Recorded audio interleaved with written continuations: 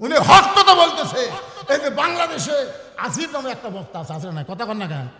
মরদের সাথে মেয়েরা কেন আসে? জুয়ান তাগড়া বক্তা দেখার আমার মতন বুড়াক দেখা কালো মানুষ কালো পোশাক পরছে আলাদা। জোরে করে কথা কন না কেন? ছোট বাচ্চা 5 বছর বাচ্চার হাতে ব্যাগ দিয়ে যদি মেয়েকের কাছে টাকা তুলবে দেন, তুই পর্দার খেলাফ হবে? কতক্ষণ পর্দার খেলাফ হবে? এমন বুড়ার ভাঙ্গা চূড়া কিছুই নেই, ওই যদি ব্যাগ লেগে যায় তো পর্দার খেলাফ হবে। পাগলা পর্দার খেলাফ হলো মেয়েদেরকে যেই পুরুষ আকর্ষিত করে। এখন আমার মধ্যে আকর্ষণ না বিদর্শন, একটু বিবেক দিয়ে চিন্তা করেন বাবা। আমি কালো মানুষের কালো পোশাক পরার কারণ কি? না কালো পোশাক পরার কারণ কি? আমি তো মানুষই কালো। এই কালো পোশাক পরার কারণ এই প্রজেক্টরের ভয়। ডিজিটাল পর্দা লেখা আছে, ডিজিটাল পর্দার মাধ্যমে বক্তা দেখানো হয়। কে ডিজিটাল পর্দা? কিরে পর্দা তো পর্দাই। ধরে কোন কথা ঠিক কিনা? ভালো কথা বলেছেন উনি। ওনার কথার সাথে দ্বিমত করলে কোরআনের সঙ্গে দ্বিমত করা হবে, কিন্তু ওনাকে তো বুঝাতে হবে। আপনারাও বুঝেন, মেয়ে মানুষের বাড়ির থেকে আসা ও আর শোনা লাগবে কোরআন হাদিসের কোন জায়গাতে আছে?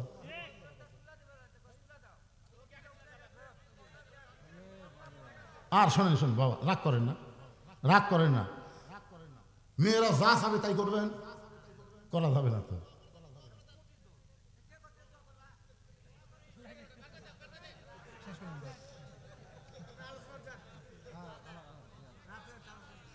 রাত অনেক হয়ে গেছে, দোয়া করে দিচ্ছে, অসুবিধা নেই। এই বসেন দোয়া করে যান, বসেন। লা ইলাহা ইল্লাল্লাহ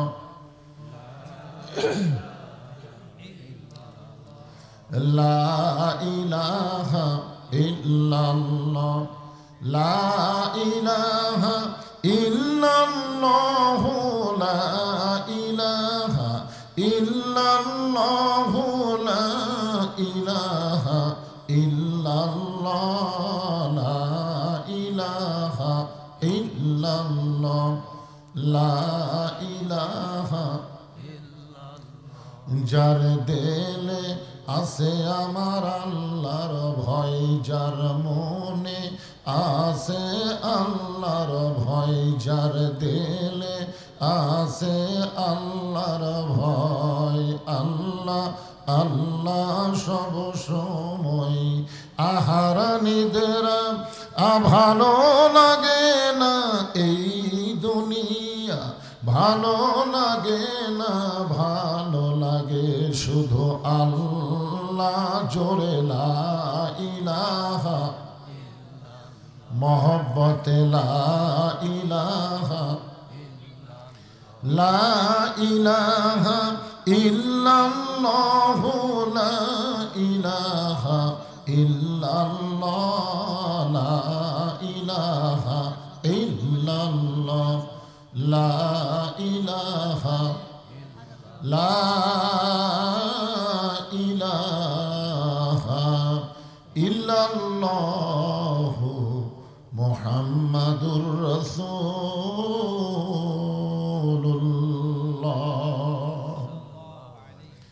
রাসূলের মহব্বতে সকলেই বলি সাল্লাল্লাহু আলাইহি ওয়াসাল্লাম। মাইকের সাউন্ড একটু কমে দাও, বেশি জোরে হয়ে গেছে।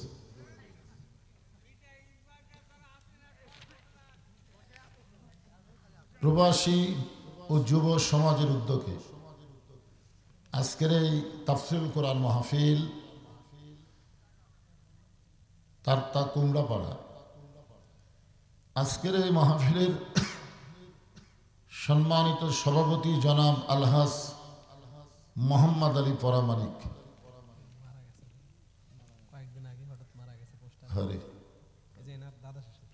আজকের এই মাহফিলের যিনি সম্মানিত সভাপতি থাকার কথা ছিলেন, কয়েকদিন আগে দুনিয়া থেকে চিরতরে বিদায় নিয়েছেন।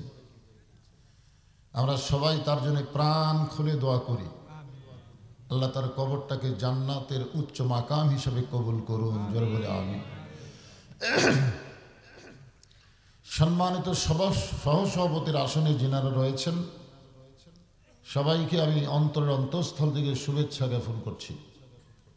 আজকের এই মাহফিলের সম্মানিত প্রধান অতিথি জনাব মোহাম্মদ শাহানুর আলম তালুকদার, আজকের এই মাহফিলের সম্মানিত বিশেষ অতিথিবৃন্দ, সকলকেই অন্তরের অন্তঃস্থল থেকে শুভেচ্ছা জ্ঞাপন করছি।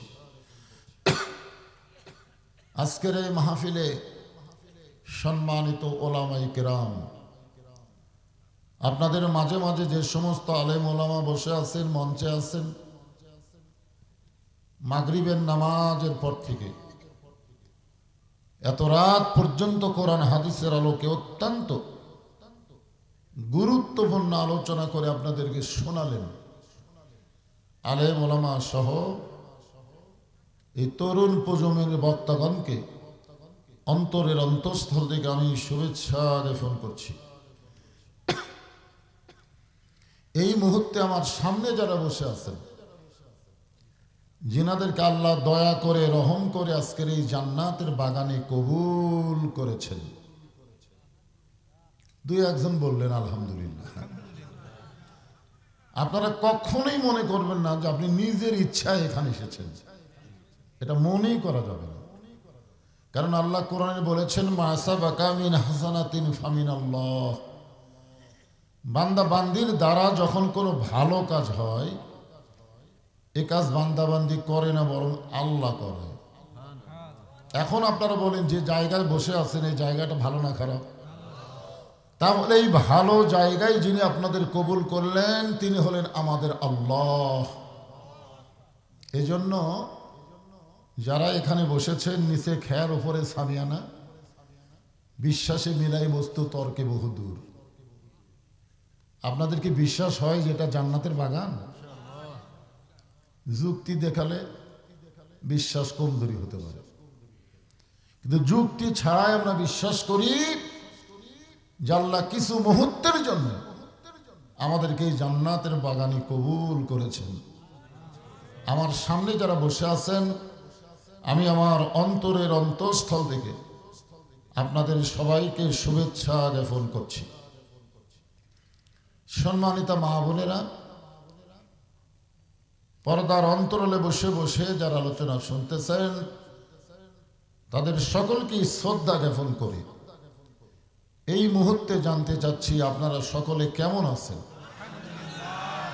আলহামদুলিল্লাহ রাব্বিল আলামিন। যে আল্লাহ শারীরিক সুস্থতা দান করে, মানসিক প্রশান্তি, সুবহানাল্লাহ বলেন। আমরা কিন্তু গত বছর এই সময় যারা ওয়াজ শুনেছি, ওয়াজ যারা করেছি, তাদের সকলেরই শারীরিক সুস্থতা ছিল, কিন্তু মানসিক প্রশান্তি ছিল না। মনের মধ্যে একটা কি যেন চিন্তা হতো, না জানি কি হয়, না জানি কি হয়, ঠিক না? মানে পুলিশ ধরার ভয়। আমাদেরকে আসলে মূলত আজরাইল ধরবে, হাসিনার সময় আজরাইল ধরার চিন্তাই ছিল না, খালি চিন্তা ছিল পুলিশ যেন না ধরে। কিন্তু 5 আগস্টের পরে এই যে অশান্তি আর আমাদের মনে নাই, আছে দেহ সুখ, সুস্থ এবং মানসিক প্রশান্তি। আজকের এই জান্নাতের বাগানে আল্লাহ আমাদেরকে কবুল করে দিলেন। এই কারণে খুশি হয়ে সকলে বলবো, রব্বানা লাকাল হামদ হামদান কাসীরান তাইয়িবান মুবারাকান ফিহি। এখন আমার প্রশ্ন হলো, আমরা যে প্রশংসা করলাম, এটা কি এমনি এমনি না বুঝে শুনে? কি বুঝলেন? কি বুঝলেন? এক নম্বর বুঝটা হলো এইরকম যে রুহের জগতে, আমরা কিন্তু এই দুনিয়াতে আসার আগে আর একটা জগতে ছিলাম। সেই জগতের নাম হলো আলমে আরওয়াহ। এই রুহের জগতে আল্লাহ আমাদেরকে এত ভালোবেসেছেন যে ভালোবাসার কারণে জন্মগতভাবে আল্লাহ মুসলমানের ঘরে কবুল করেছেন। ইমাম মালিক রহমতুল্লাহ আলাইকে এক ছাত্র প্রশ্ন করলো, হুজুর, পৃথিবীর মধ্যে সর্বশ্রেষ্ঠ ধর্মের নাম কি? উনি উত্তরে বললেন, এরকম প্রশ্ন করা হলো কবিরা গুনাহ। কি কথা! যে পৃথিবীর মধ্যে সর্বশ্রেষ্ঠ ধর্মের নাম কি, এরকম প্রশ্ন করাই যাবে না। তিনি কোরআনের আয়াত তেলাওয়াত করলেন, ওমাই ইয়াবতাগি গায়রাল ইসলাম দীনান ফালাই ইউকবালা মিনহু। এই আয়াতের বাংলা অর্থ হলো যে ইসলাম ছাড়া অন্য কোনো জীবন ব্যবস্থা, অন্য কোনো ধর্মকে কেউ যদি গ্রহণ করে, লা ইউকবালা মিনহু, সেইটা কখনোই কবুল করা হবে না। এ কথার দ্বারা আল্লাহ বুঝাই দিলেন যে আল্লাহর কাছে একটাই মাত্র ধর্ম, আর সেই ধর্মের নামই হলো ইসলাম। ইন্নাদ দীনা ইনদাল্লাহিল ইসলাম। আর আল্লাহ সেই ইসলামের ভিতরে আমাদের মতো মানুষকে কবুল করেছেন। খুশি না বেজার? যার কারণে আমরা কি পাইছি? আল্লাহ। এই যে ভারত আমাদেরকে মাঝে মধ্যে হুমকি দেয়, দেন, এই ভারতের একটা ফাটাকেষ্ট নায়ক মিঠুন চক্রবর্তী, অত জন্ম কিন্তু আমাদের বাংলাদেশি, এখন ভারতের যা মাস্তানি মারতেছে, বুড়া থুড়া হয়ে গেছে। ও আবার কিছুদিন আগে একটা স্ট্যাটাস দিছে, যদি ভারত ইচ্ছা করে বাংলাদেশকে দখল করতে 15 দিনও লাগবে না। ঠিক? আসলে ভগবানের জাতকে চিনে না। ভগবানের ভ বাদ দেন, গবানের কোনো অর্থ ডিকশনারিতে নাই। গবানের গ বাদ দিলে বান মানে বন্যা, দুনিয়ার কোনো মানুষ চায় না। বা বাদ দিলে নো মানে নাই, ভগবান শেষ। আর আমরা যাকে আল্লাহ বলে বিশ্বাস করি, আল্লাহু লা ইলাহা ইল্লা হুয়াল হাইয়ুল কাইয়ুম। আপনার মন যদি চায় আলিফ বাদ দেন, লিল্লাহি মা ফিস সামাওয়াতি ওয়াল আরদ। আবার যদি মন চায় আর একটা লাম বাদ দেন, লাহুল মুলকু ওয়া লাহুল হামদ। আমার যদি মন চায় আর একটা লাম বাদ দেন, হুয়াল্লাহুল্লাযী লা ইলাহা ইল্লাহু। এখন বলেন তো, সব বাদ দিল, আল্লাহ কি বাদ? আমরা যে আল্লাহকে বিশ্বাস করি, আমাদের আল্লাহ সদা বিরাজমান, যার প্রমাণ হলো আমেরিকা। বুঝতে পারছেন? পারেন নাই? আমেরিকা ইহুদিকে, ইসরায়েলকে সহযোগিতা করেছে যে ফিলিস্তিনের বাচ্চাদেরকে গায়ে আগুন লাগিয়ে দাও। ওরা এমন একটা যন্ত্র, এমন একটা অস্ত্র দিয়েছে যে অস্ত্র গুলি করলে সাউন্ড হবে না, শুধু বাচ্চাদের বুকে লাগবে, বুকটা পুড়ে যাবে। ফিলিস্তিনের ছোট ছোট বাচ্চাকে টার্গেট করে এ পর্যন্ত 42,000 শিশুকে তারা হত্যা করছে। এখন আল্লাহ তাআলা কয়, তোরা গুলির আগুন দিয়ে শিশু বাচ্চাদের পুড়াবি? আগুন কি আল্লাহর নাই? জোরবার আছে না নাই? এখন আমেরিকায় আগুন নামছে, আগুন লাগছে, ওরা এখন ঠেলাত পড়ে মুসলমানের কাছে গিয়ে বলতেছে আজান দাও। কারণ যত প্রকার পদ্ধতি ছিল সমস্ত পদ্ধতি বিকল হয়ে গেছে, আগুন নিপতেছে না, খালি বাড়তেছে। এখন ঠেলাত পড়ে কি কয়? আজান দাও। কি কয়? সব শেষ হয়ে যাবে। কুল্লু মান আলাইহা ফানিউ ওয়া ইয়াবকা ওয়াজহু রাব্বিকা যুল জালালি ওয়াল ইকরাম। জোরে করে আল্লাহু আকবার। আমরা সে আল্লাহকে জন্মগতভাবে পাইছি। মুসলমানের ঘরে জন্ম নেওয়ার কারণে খুশি না বেজার? এ কারণে বলি আলহামদুলিল্লাহ। আল্লাহর প্রশংসা করার কারণ হলো, আছেন আমার মুক্তার, আছেন আমার বারিস্টার, শেষ বিচারের হাইকোর্টেতে তিনি আমায় করবেন পার। আমি পাপী রাসূল জাবিন্দার। ভাগ্যগুণ এমন একটা নবী পাইছি, সুবহানাল্লাহ বলেন। যেই নবী এই রজব মাসে, এই যেটা কি মাস? রজব মাসে আল্লাহ তাআলা তাকে আরশে নিয়ে গেছিলেন। এক সময় আল্লাহ বললেন, নবী আপনি চাইলে জান্নাত দেখতে পারেন। আমাদের নবীকে আল্লাহ জান্নাত দেখার তৌফিক দিলেন। নবী যখন জান্নাতের মধ্যে প্রবেশ করলেন, এমন সময় ফেরেশতা জিবরাইল কোরআনের একটা আয়াত তেলাওয়াত করলেন, সালামুন আলাইকুম তিবতুম ফাদখুলুহা খালিদিন। আপনি যদি ইচ্ছা করেন জান্নাত থেকে বের না হলে আল্লাহ আপনাকে জান্নাত থেকে বাইর করে দিবে না। কারণ জান্নাতের শর্ত হলো কেউ যদি একবার জান্নাতে প্রবেশ করে আল্লাহ তাকে চিরস্থায়ীভাবে জান্নাত দিয়ে দেয়। আপনি যদি বের না হন আল্লাহ আপনাকে বাইর করে দিবে না। সঙ্গে সঙ্গে নবী রাগ করে বললেন, জিবরাইল, যেই কথা একবার বলেছো এই কথার দ্বিতীয়বার বলো না। আমি নবী আমার জন্য নই, আমি নবী হলাম আমার উম্মতের জন্যে। সেই উম্মতকে দুনিয়াতে রেখে আমি জান্নাতের মধ্যে থাকবো, এই নবী আমি না। ফেরেশতা জিবরাইল বলেন, হুজুর তাহলে আপনি কি চান? আল্লাহ রাসূল বলেন, আমি সেই দিন জান্নাতে থাকার জন্য ঢুকবো যেদিন আল্লাহ আমার সমস্ত উম্মতিনীকে জান্নাত দিয়ে দিবে। চিন্তা করে দেখেন, যেই নবী জান্নাতের মধ্যে গিয়ে আমাদের কথা বলে না,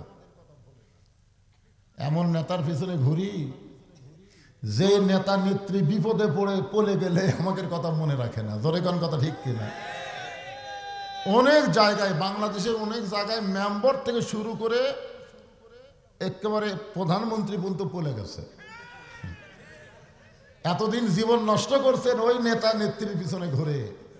আসলে যতই নেতা নেতা স্লোগান দেন, একটাও নেতা একটাই। কয়টা? আমার নেতা, তোমার নেতা। এ তো মেম্বার মার্কা স্লোগান হলো। বিশ্বাস হচ্ছে না? লাকাদ কানা লাকুম ফি রাসূলিল্লাহি উসওয়াতুন হাসানা। এই যে আমরা দুরূদ শরীফ পড়লাম, আল্লাহুম্মা সাল্লি আলা সাইয়্যিদিনা মুহাম্মদ। কি বুঝলেন? আমাদের বাংলাদেশে কিছু দল আছে, তারা শুধু আমাদের নবীকে নবী বিশ্বাস করে কিন্তু নেতা মানে না। এই সমস্ত দলের লোকেরা বলে ইসলামের সাথে রাজনীতির কোনো সম্পর্ক নেই। আরে নবীর প্রতি দরুদ পড়ে, নবীরে সালাম করে মসজিদের ভিতরে, কিন্তু নবীর সমাজ গড়ার কাজে এদের দ্বন্দ্ব মনে বাজে। আমাদের নবী শুধু নবী নন, তিনি হলেন সমস্ত নেতার নেতা, বিশ্ব নেতা। ধরে কোন ঠিক কিনা? আর বিশ্ব নেতার স্লোগান এরকম মেনা দিলে হবে? গলা খাঁকারি দেন, আমার নেতা, তোমার নেতা। সেই বিশ্ব নেতার, বিশ্ব নবীর উম্মত হিসাবে আল্লাহ আমাদেরকে কবুল করেছেন। খুশি না বেজার? তাহলে জবান খুলে আর একবার বলি আলহামদুলিল্লাহ। আল্লাহর প্রশংসা করার কারণ, আমার হাতের দিকে তাকায় দেখেন, এই কোরআনের মধ্যে কোনো সন্দেহ, সবাই বলা লাগবে, এই কোরআনে কোনো ধোঁকা, এই কোরআনে কোনো গোজামিল। আপনারা 3 বারই নাই কইছেন। যে সংবিধান দিয়ে বর্তমান বাংলাদেশ চলতেছে, এই সংবিধানের মধ্যে সন্দেহ, ধোঁকা, গোজামিল। আচ্ছা, এই ছোট্ট মানুষ মোবাইল নিয়ে কি করে রে?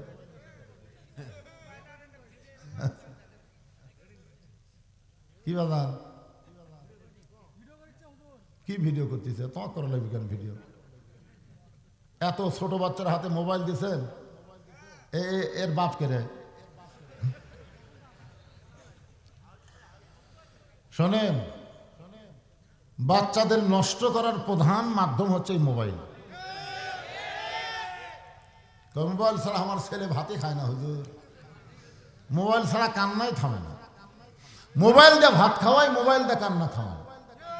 ভবিষ্যতে এই কি হবে? এখন থেকে যদি মোবাইল ধরা শিখে, এই ভবিষ্যতে কি হবে চিন্তা করা লাগবে না? আপনি নিজে নিজের সন্তানগুলোকে নষ্ট করতেছেন কেন?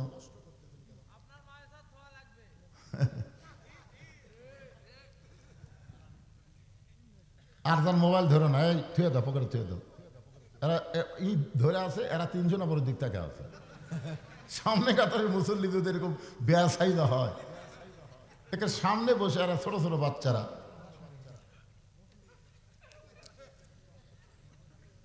তাহলে আপনারা কিন্তু 3 বারই বললেন নাই, 3 বারই বললেন আছে। এখন আপনারা বলেন তো, যে সংবিধানের মধ্যে সন্দেহ আছে, ধোঁকা আছে, গোঁজামিল আছে, সেই সংবিধান অনুযায়ী যদি আমরা চলি, মরার সময় মুসলমান হয়ে মরা যাবে না। যাবে না, আসলেই যাবে না।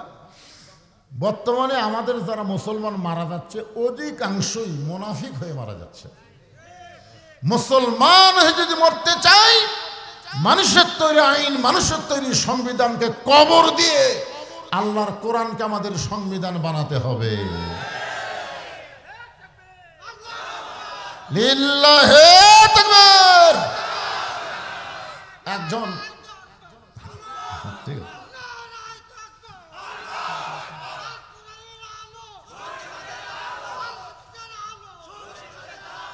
লিল্লাহি তাকবীর। ওনারা যেভাবে তাকবীর দিল আপনারা সবাই দিলেন, হ্যাঁ? আদা দিনা মনে হচ্ছে 2 দল আছে। আপনার বিশ্বাস করেন সব দলের লোকেরা তাকবীর দিবার চাইলেও পারবে না, কারণ তাদের দলের সংবিধানই নিষেধ আছে তাকবীর দেওয়া। আপনারা দেখেননি বাংলাদেশে বড় বড় দলে কোনো তাকবীর আছে?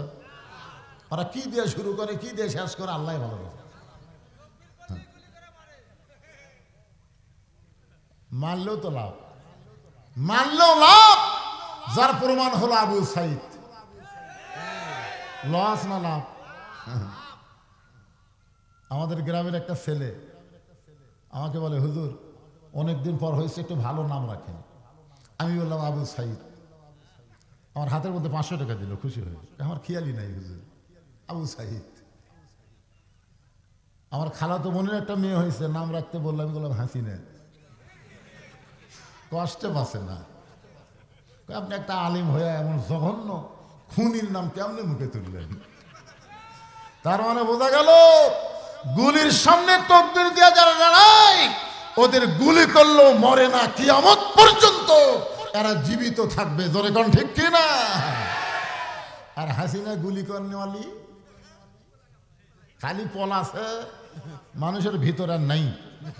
কেউ যদি মনে করে ঘৃণার দৃষ্টিতে, এ কথা আপনি বলেন না যে তাকবীর দিলে গুলি করবে, করুক। গুলি। তাহলে একটু খেয়াল করেন, আমি আজকে এই রজব মাসে কোরআনের একটা সূরা আছে, নাম হলো সূরায়ে মুলক। বলে ইসলামের সাথে নাকি রাজনীতির সম্পর্ক নাই, তাহলে সূরা মুলক বাদ দাও। মুলক শব্দের অর্থ কি? রাজ্য, রাজত্ব। রাজ্য এবং রাজত্ব, এবং রাজ্য এবং রাজত্বের মালিককে এটা আল্লাহ তাআলা প্রথমেই বলে দিয়েছেন, তাবারাকাল্লাযী বিয়াদিহিল মুলক। গোটা পৃথিবীর রাজ্য রাজত্ব একমাত্র কার হাতে? ওহু আলা কুল্লি শাইইন কদির। সমস্ত বিষয়ের উপরে একমাত্র ক্ষমতা কার? তাহলে যদি আপনি বলেন যে ইউনূস সরকার ক্ষমতায় আসার কারণে ভারত খেপে গেছে, আমেরিকা খেপে গেছে, অমুক দেশ খেপে গেছে, কিন্তু সবাই খেপলে আল্লাহ যদি খুশি থাকে, কথার কথা বলেন। কারণ ইউনূস একটা নবীর নাম রে পাগল। সেই নবীকে আবার মাছে গিলা খাইছিল, হজম করার পারে না। আমরা বর্তমানে যে ইউনূসকে ক্ষমতার চেয়ারে বসাইছি, ওই ইউনূসকে যতই চেষ্টা করুক কেউ গিলা খাবার পারবে না, খালেও হজম করবার পারবে না, আবার উগলা ফেলা দেওয়া লাগবে। তোর কোন কথা ঠিক কিনা? বোঝেননি মালটা কি এখন বুঝতেছেন না? ইউনূস নবীরে খাইল মাছেতে গিলিয়া, ফেরেশতা পাঠাইলেন আল্লাহ ইসমে আজম দিয়া। দমে দমে সে হরদম পড়ে সে ইসমে আজম, মাছেরই উদর হইতে বাঁচাইলা প্রাণ। সবাই বলেন আল্লাহু আল্লাহু, তুমি জাল্লি জালালুহু। শেষ করা তো যাই না গেয়ে তোমার গুণগান। আলহামদুলিল্লাহ। আল্লাযী খালাকাল মাউতা ওয়াল হায়াতা লিয়াবলুয়াকুম আইয়ুকুম আহসানু আমালান ওয়া হুয়াল আজিজুল গফুর। এখানে আল্লাহ বলতেছেন যে তোমাদের মৃত্যু এবং হায়াতকে সৃষ্টি করা হয়েছে পরীক্ষার জন্য। মরা কিন্তু লাগবেই, যত চেষ্টাই করেন বাঁচার, বাঁচা কিন্তু যাবে না, মরা লাগবেই। জোরে কোন কথা ঠিক কিনা? এই জন্য আগে আল্লাহ মরার কথা বলছেন, আল্লাহ যে খলাকাল মাউতা ওয়াল হায়াতা, আগে কি মরা তারপরে বাঁচা। আল্লাহ কি বোকা নাকি? এখানে তো আল্লাহর বলা ছিল আল্লাহ যে খলাকাল মাউতা ওয়াল হায়াতা, আল্লাহ যে খলাকাল হায়াতা ওয়াল মাউতা, কিন্তু আল্লাহ তাআলাকে মৃত্যুর কথা বললেন, মৃত্যুর কথা বলে হায়াতের কথা বললেন। এরপরে আল্লাহ বললেন তোমাদেরকে পরীক্ষা করার জন্য আইয়ুকুম আহসানু আমালা। পরীক্ষার সাবজেক্ট হলো সুন্দর আমল। বর্তমানে বাংলাদেশে যেই পরিবেশ চলতেছে, এই পরিবেশে আমল হচ্ছে কিন্তু সুন্দর আমল হচ্ছে না। বাপ নামাজ পড়ে, বেটা নামাজ পড়ে না, দাদা নামাজ পড়ে, লাতি নামাজ পড়ে না। জোরে কোন কথা ঠিক করে হচ্ছে, আমল যে হচ্ছে না তা কিন্তু না। মসজিদ দোতলা করছে, জুমার দিনে মসজিদ ভর্তিছে, কিন্তু 5 ওয়াক্তে মানুষ হচ্ছে না। কি মনে করতেছেন গুরুত্ব বেশি কার, 5 ওয়াক্ত না জুমা?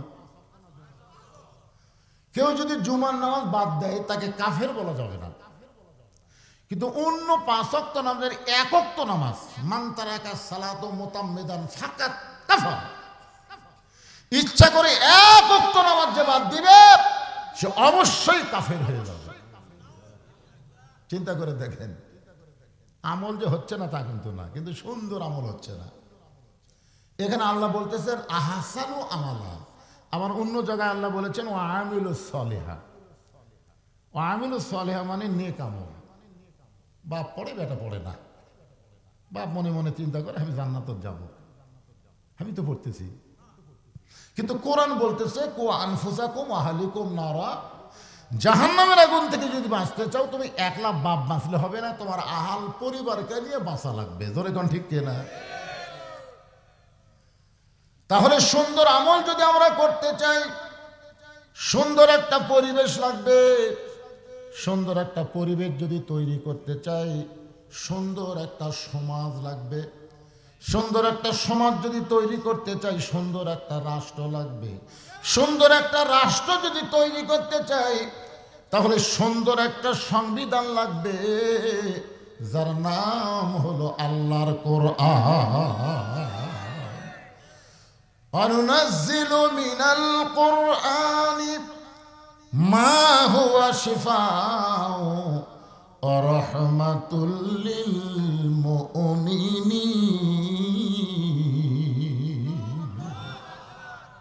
এই আয়াতের বাংলা অর্থ কি?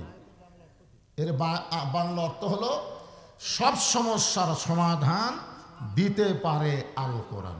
এই স্লোগান দিয়ে কিন্তু তাফসীর শোনা শুরু হবে। একটু সাইজ মতো সবাই দিবেন। যাদের কোরআনের উপরে বিশ্বাস আছে তারা দিবেন, যাদের নাই দিয়েন না। বিশ্বাস আছে আপনাদের? তাহলে আমি যেই বলবো সব সমস্যার সমাধান, আপনারা বলবেন দিতে পারে আল কোরআন। সব সমস্যার সমাধান আল কোরআনের আলো। হ্যাঁ, এখন আর ঘরে ঘরে বলা চলবে না, বলা লাগবে সংসদে। কারণ আগামীতে বাংলাদেশে ভালো দিন আসতেছে, আশা করা যায়।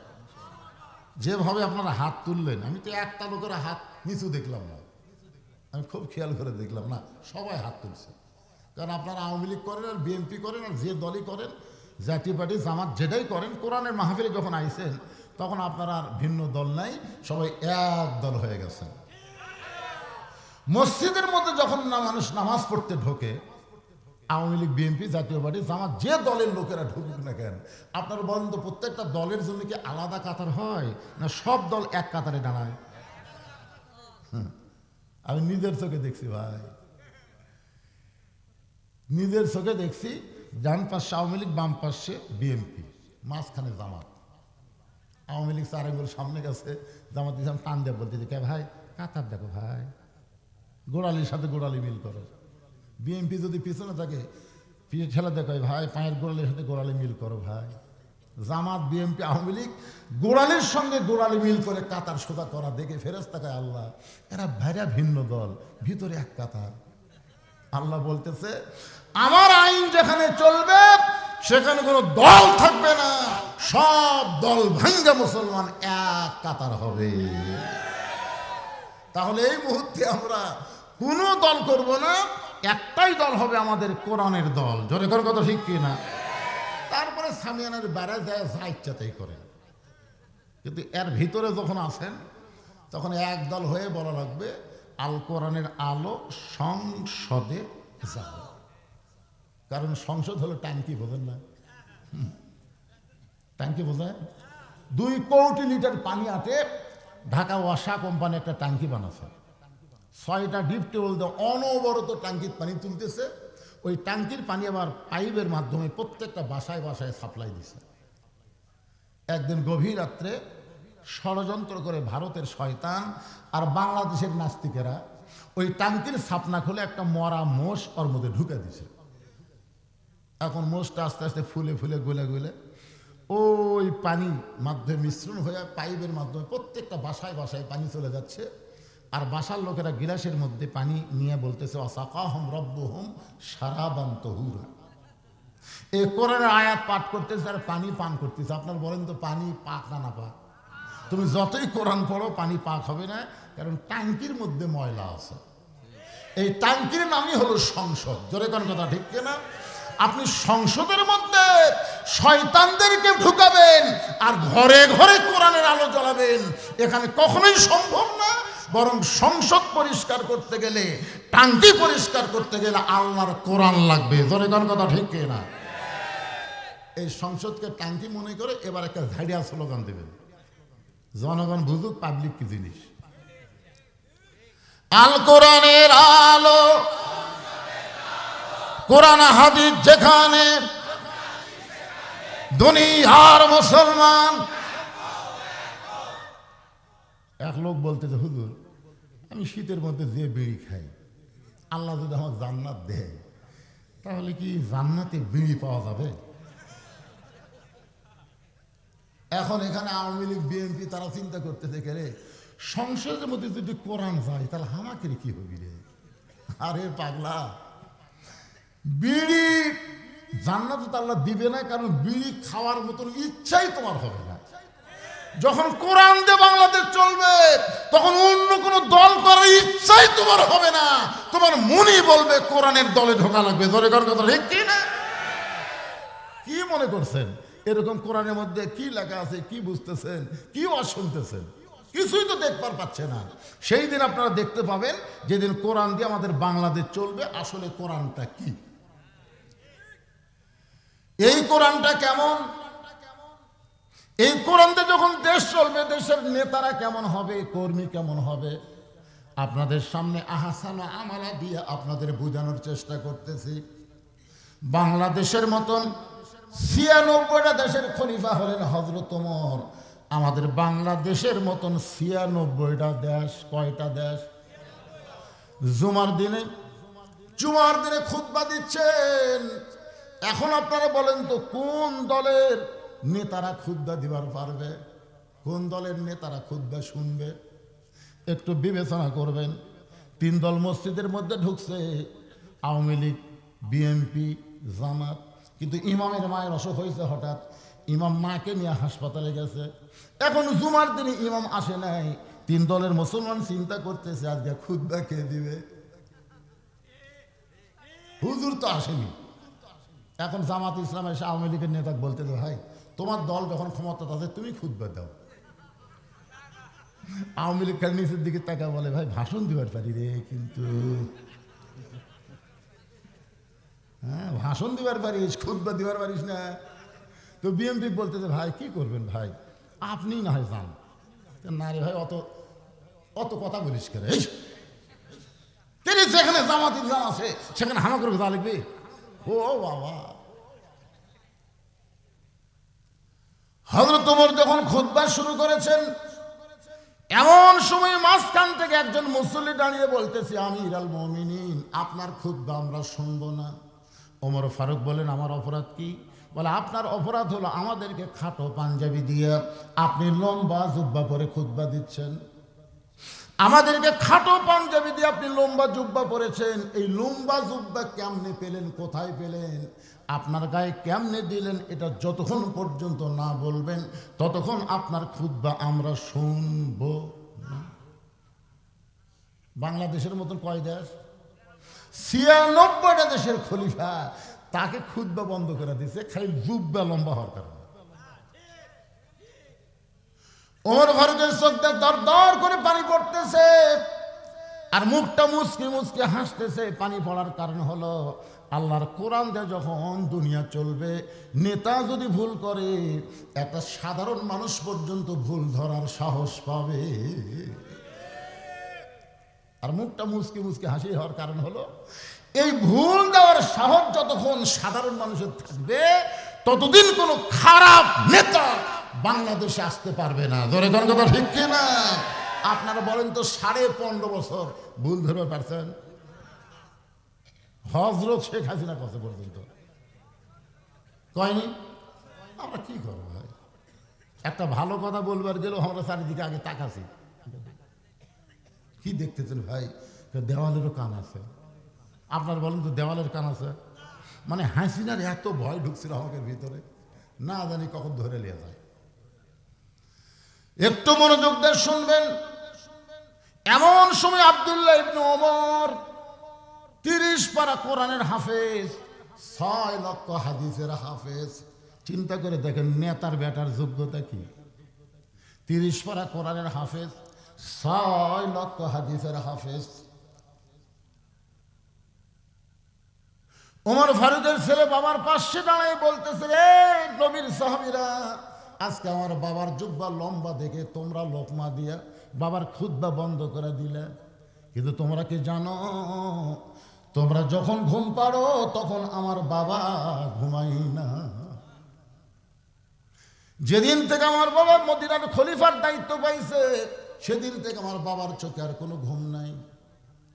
আমার মা বলে, স্বামী গো, একা একা আপনি বাহিরে ঘোরেন, আপনার অন্তরে কি ভয় ডর লাগে না? অন্তত আপনার ছেলেকে সঙ্গে করে নিয়ে ঘুরবেন। ওমর ফারুক বলে, বিবি রে, আমি খলিফার দায়িত্ব পেয়েছি, আমার ছেলে তো আর দায়িত্ব পাই নাই। আমি খলিফার দায়িত্ব আল্লাহ আমাকে দিয়েছে, আমার ছেলে তো পায় নাই, আমার জন্য ওকে কেন কষ্ট দিব? ও বিবি শোনে নাও, কোরআন দিয়ে যখন রাষ্ট্র চলবে, হঠাৎ করে একটা কুকুর যদি না খেয়ে মারা যায়, হাসরের আদালতে আল্লাহ ওমরকে ছাড়বে না। আত্তাকুল্লাহ হাক্কা তুকাতিহি, আল্লাহর ভয় এমন ভাবে কলিজার মধ্যে ঢুকে গেছে, চোরের মতন চুপি চুপি একা একা হযরত ওমর ঘুরতেছে। হঠাৎ দেখতে পাই মদিনার মরুভূমির মধ্যে তাঁবু টাঙ্গাইয়া, ওই তাঁবুর মধ্যে 2টা ছোট্ট বাচ্চা মা মা বলে কাঁদতেছে আর বলে, মা ক্ষুধা লাগছে, তাড়াতাড়ি খাবার দাও। মা বলতেছে, বাবা গোস্ত সিদ্ধ হলি তোমাদের খাবার দেব, একটু ধৈর্য ধরো, ইন্নাল্লাহ মা'আস সাবিরিন।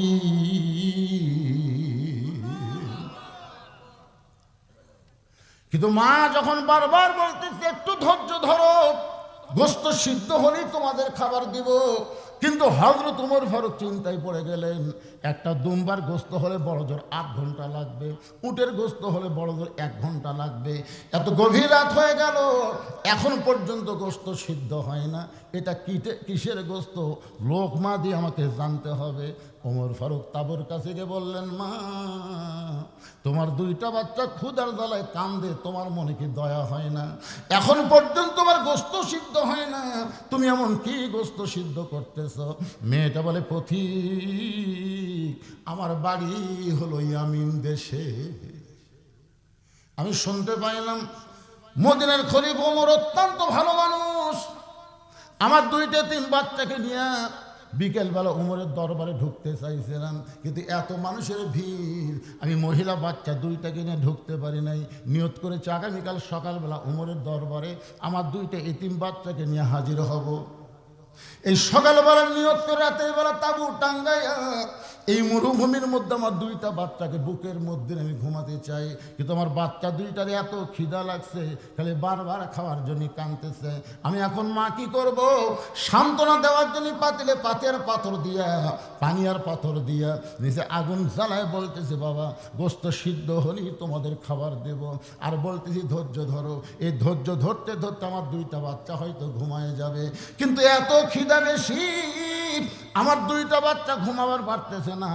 আমার মনে হয় আগামীকাল সকাল পর্যন্ত আমার দুইটা বাচ্চার ক্ষুধার জ্বালায় বাঁচবে না। সঙ্গে সঙ্গে হযরত ওমর বললেন, মা একটু ধৈর্য ধরো, একটু ধৈর্য ধরো, আসল জায়গায় বিচার দিও না মা, একটু ধৈর্য ধরো, আসল জায়গায় বিচার দিও না। আপনার বলেন তো আসল জায়গা কোনটা? শেখ হাসিনা এত নির্যাতন করেছে, 13 বছর অন্যায়ভাবে কোরআনের পাখিকে হাসপাতালে বন্দি করে রাখছে। বাংলার সমস্ত জনগণ বিশ্বাস করে আল্লামা সাঈদীর কোনো অপরাধ নাই। বিনা অপরাধে 13 বছর জেলখানায় বন্দি করে রেখে আক্রোশীর তৃষ্ণা মিটল না। জেলখানা থেকে বের করে তাকে হাসপাতালে নিয়ে গিয়ে পরিকল্পিতভাবে হত্যা করা হলো। এমনকি তার জানাজায় পর্যন্ত বাধা দেওয়া হলো। তখন মানুষ দেখলো বাংলাদেশের জজ কোর্ট, হাইকোর্ট, সুপ্রিম কোর্ট, এইগুলোকে বিচার দিয়ে কোনো লাভ নাই, এগুলো সব হাসিনা দখল করছে। বাংলার জনগণ চোখের পানি নিয়ে গায়েবে জানা যায়, গায়েবানা জানা যায় আল্লাহর কাছে বিচার দিল, আল্লাহর কাছে। যার এই কোর্ট কাছে বিচার দেওয়া কাম হবি না, আসল জাকাত। আমিরুল মুমিনিন বস্তা কোথায় নিয়ে যাওয়া লাগবে হুকুম দেন, আমি মাথায় করে বস্তা নিয়ে যাবার চাই। ওমর কান্দুল আসলাম, একজনের পাপের বোঝা একজন মাথায় নিলে হবে না, দে আমার বস্তা উঠায় দে। বিশাল একটা খাবার বস্তা যখন ওমরের মাথায় উঠায় দেয়, ওমর ফারুক জোরে জোরে যখন বস্তা নিয়ে দৌড়ায়, পিছন থেকে আসলাম বলে, আসলাম বলতেছে, আমিরুল মুমিনিন এমনভাবে আপনি দৌড় দিলে পড়ে যাবেন, আপনার কষ্ট হবে। ওমর বলে, আসলাম সময় মতো যদি যাবার না পারি, এই ওমরকে আল্লাহ জাহান্নামের আগুনে পড়ে ছারখার করে দিবে। এক দৌড়ে তাবুর কাছে গিয়ে বললেন, মা মা তাড়াতাড়ি রুটি তৈরি করো, হালুয়া তৈরি করো। মহিলা রুটি আর হালুয়া তৈরি করে ওমরের হাতে যখন দেয়, ওমর দুইটা বাচ্চাকে উড়াতের উপরে নিয়ে রুটি ছিঁড়ে হালুয়া দিয়ে যখন মুখে তুলে দেয়, বাচ্চা দুইটা তাকায় ফ্যাল ফ্যাল করে দেখে ওমরের চোখ দিয়ে দর দর করে পানি পড়তেছে। চোখের পানি মুছে দিয়ে বলে, কে গো এই গভীর রাত্রে বাবার দরদ নিয়ে আমাদেরকে এমনভাবে রুটি হালুয়া খাও? তুমি কে গো? তোমার কি পরিচয়? তোমার মতন ভালো মানুষ এই দুনিয়াটার কেউ নাই। ওমর কান্দের বলে, আল্লাহ এই অধমকে জাহান্নামের আগুন থেকে তুমি বাঁচিয়ে দাও। তাবুর ভিতর থেকে মা চিল্লায় বলে, পথিক ভালো মানুষের গল্প শুনেছি, কিন্তু মানুষ এমন ভালো হয় কোনোদিন কল্পনা করি নাই। পথিক রে, আল্লাহ ওমরকে মদিনার খলিফা না বানায়া তোমাকে যদি মদিনার খলিফা বানাইতো, তাহলে মদিনা যেন আল্লাহর জান্নাত হয়ে যেত। আব্দুল্লাহ বলতেছে, সাহাবীরা তোমরা শুধু রাতের বেলা ঘুম পাড়ো, আর আমার বাবা একা একা ঘুম জাগে। তোমরা জানো এই জুব্বা লম্বা হওয়ার কারণ? সবাই যখন ঘুমাইছিল তখন আমার বাবা চোরের মতন চুপি চুপি আমার দরজায় গিয়ে ডাক দিল, আব্দুল্লাহ, আব্দুল্লাহ রে। আমি দরজা খুলে দেখি বাবার হাতে একটা পাঞ্জাবি। আমি খুশি হয়ে বললাম, বাবা বাইতুল মাল থেকে আমার একটা পাঞ্জাবি দিল, আপনি গভীর রাত্রে আর একটা দিবে রাইছেন। নেতার বেটার ভাগ্য ভালো, ডবল পাই। কি ভাই কথা কর না কেন? আমাদের বাংলাদেশের নেতাকে বেটার মোশন দেখছেন? হায় হায় রে, সামান্য একটা ওয়ার্ড লেভেলের নেতা, আগে চলাচ্ছিল অটো ভ্যান, এখন চলে R15। এত মোশান। আর বাংলাদেশের মতন 96টা দেশের খলিফা সন্তান বলতেছে, বাইতুল মাল থেকে আমার একটা দিছে আর একটা দিবে রাইছেন। সঙ্গে সঙ্গে ওমর ফারুক আল্লাহর কোরআন থেকে তেলাওয়াত করলেন, ইন্নাল্লাহা ইয়ামুরুকুম আন তুআদ্দুল আমানাতি ইলা আহলিহা ওয়া ইযা হাকামতুম বাইনান নাস আন তাহকুমু বিল আদল। আল্লাহু আকবার। আব্দুল্লাহ, তুমি কেমনে মনে করলে একটা পাঞ্জাবি বছর একটা দিবারাইছি, এইটা আমার ভাগে পড়েছে বাবা।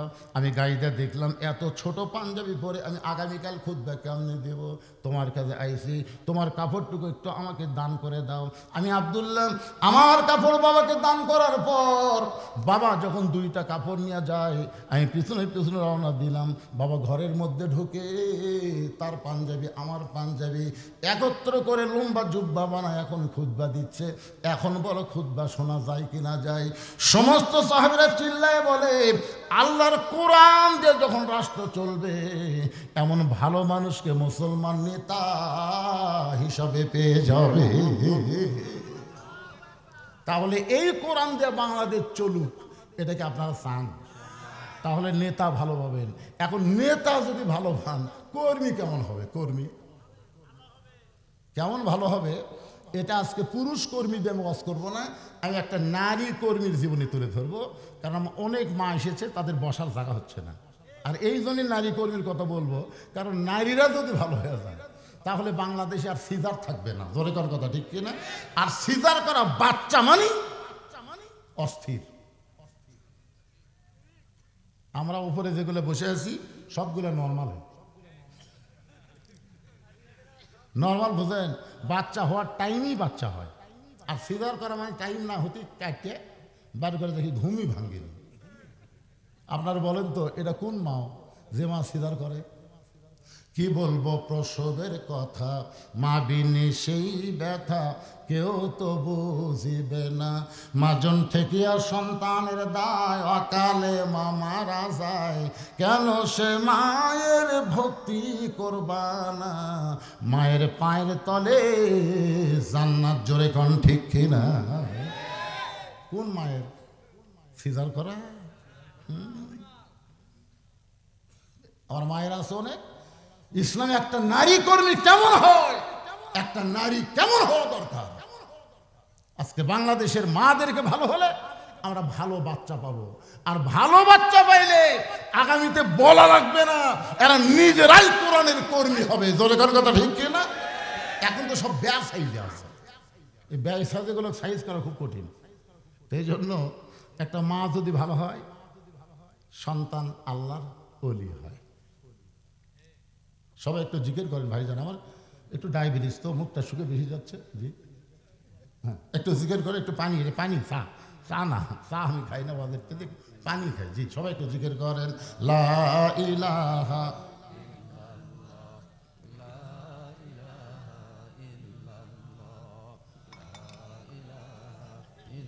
মহব্বত। আল্লাহর জিকির করতে কি রে? আপনারা যে জিকির করতেছেন এটা কি দয়াল বাবার জিকির? এটা কার জিকির কন? আরো জোরে বলেন। আল্লাহর নবী বলেছেন, কোন ব্যক্তি যদি সারা জীবন পাপ করে আর মরার সময় এই জিকির করতে করতে যদি মারা যায়, শুধু জবানে জিকির জারি থাকার কারণে আল্লাহ তার জীবনের সব গুনাহ মাফ করে দেয়। এই জিকিরকে বলা হয় আফজালুজ জিকির, লা ইলাহা ইল্লাল্লাহ। এই জন্য এই জিকির আমার মৃত্যুর সময় জবানে জারি থাকে। আমরা চাই না? চাই কি চাই না? এই জন্য সকলে জিকির করেন, লা ইলাহা ইল্লাল্লাহ, লা ইলাহা ইল্লাল্লাহু মুহাম্মাদুর রাসূলুল্লাহ। সকলে বলি সাল্লাল্লাহু আলাইহি ওয়াসাল্লাম। হযরত ওমর বাংলাদেশের মতন ৯৬টা দেশের খলিফা, নেতা ভালো হলেন, কিন্তু কর্মী কেমন নিজের চোখে দেখার জন্যে চোরের মতন চুপি চুপি একা একাই দিনের বেলা ঘুরতেছেন। হঠাৎ হযরত ওমর দেখতে পায় দুই পাহাড়ের মাঝখানে গিরিপথ। দুই পাহাড়ের মাঝখানে যে রাস্তা, সেই রাস্তাকে বলা হয় গিরিপথ।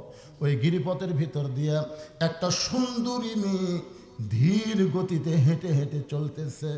মেয়েটার সামনেও কোনো মানুষ নাই, পিছনেও কোনো মানুষ নাই। ওমর ফারুক মেয়েটার দিকে তাকিয়ে বললেন, আলহামদুলিল্লাহ। ওমর ফারুক যদি আলহামদুলিল্লাহ বলে, আমাকে বলতে সমস্যা আছে? এখন আপনারা চিন্তা করতেছেন, হুজুর একটা মেয়েটার দিকে তাকায়া আলহামদুলিল্লাহ কেমনি বলা যায়?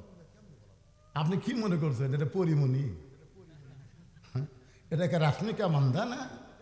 না, কোরআনের আইন যেদিন বাংলাদেশে চালু হবে সেদিন মেয়েটা কালো হোক খাটো হোক আল্লাহর আইন পর্দা যদি মেনে চলে ওই মেয়েটাকেই কোরআন বলে সুন্দরী মেয়ে। তাহলে সুন্দরী মেয়ে কারা? পর্দানিশী নারী যারা। আমি যেই বলবো পর্দানিশী নারী যারা, আপনার বলবেন বিশ্ব সুন্দরী তারা। বলতে পারবেন না? পর্দানিশী নারী যারা আর বেপর্দা নারী যারা, শিলা কলা তারা। আজ একটা নতুন স্লোগান দেন, শিলা কলা। একই গাছের কলা, এক গামলায় শোঁসাওয়ালা আর এক গামলায় শিলা, একই গাছের। এখন কলাওয়ালা বসে আছে, খরিদ্দার যায় খালি শোঁসাওয়ালাটা বলতে দে, ভাই কত করে কেজি রে, কত করে হেলি?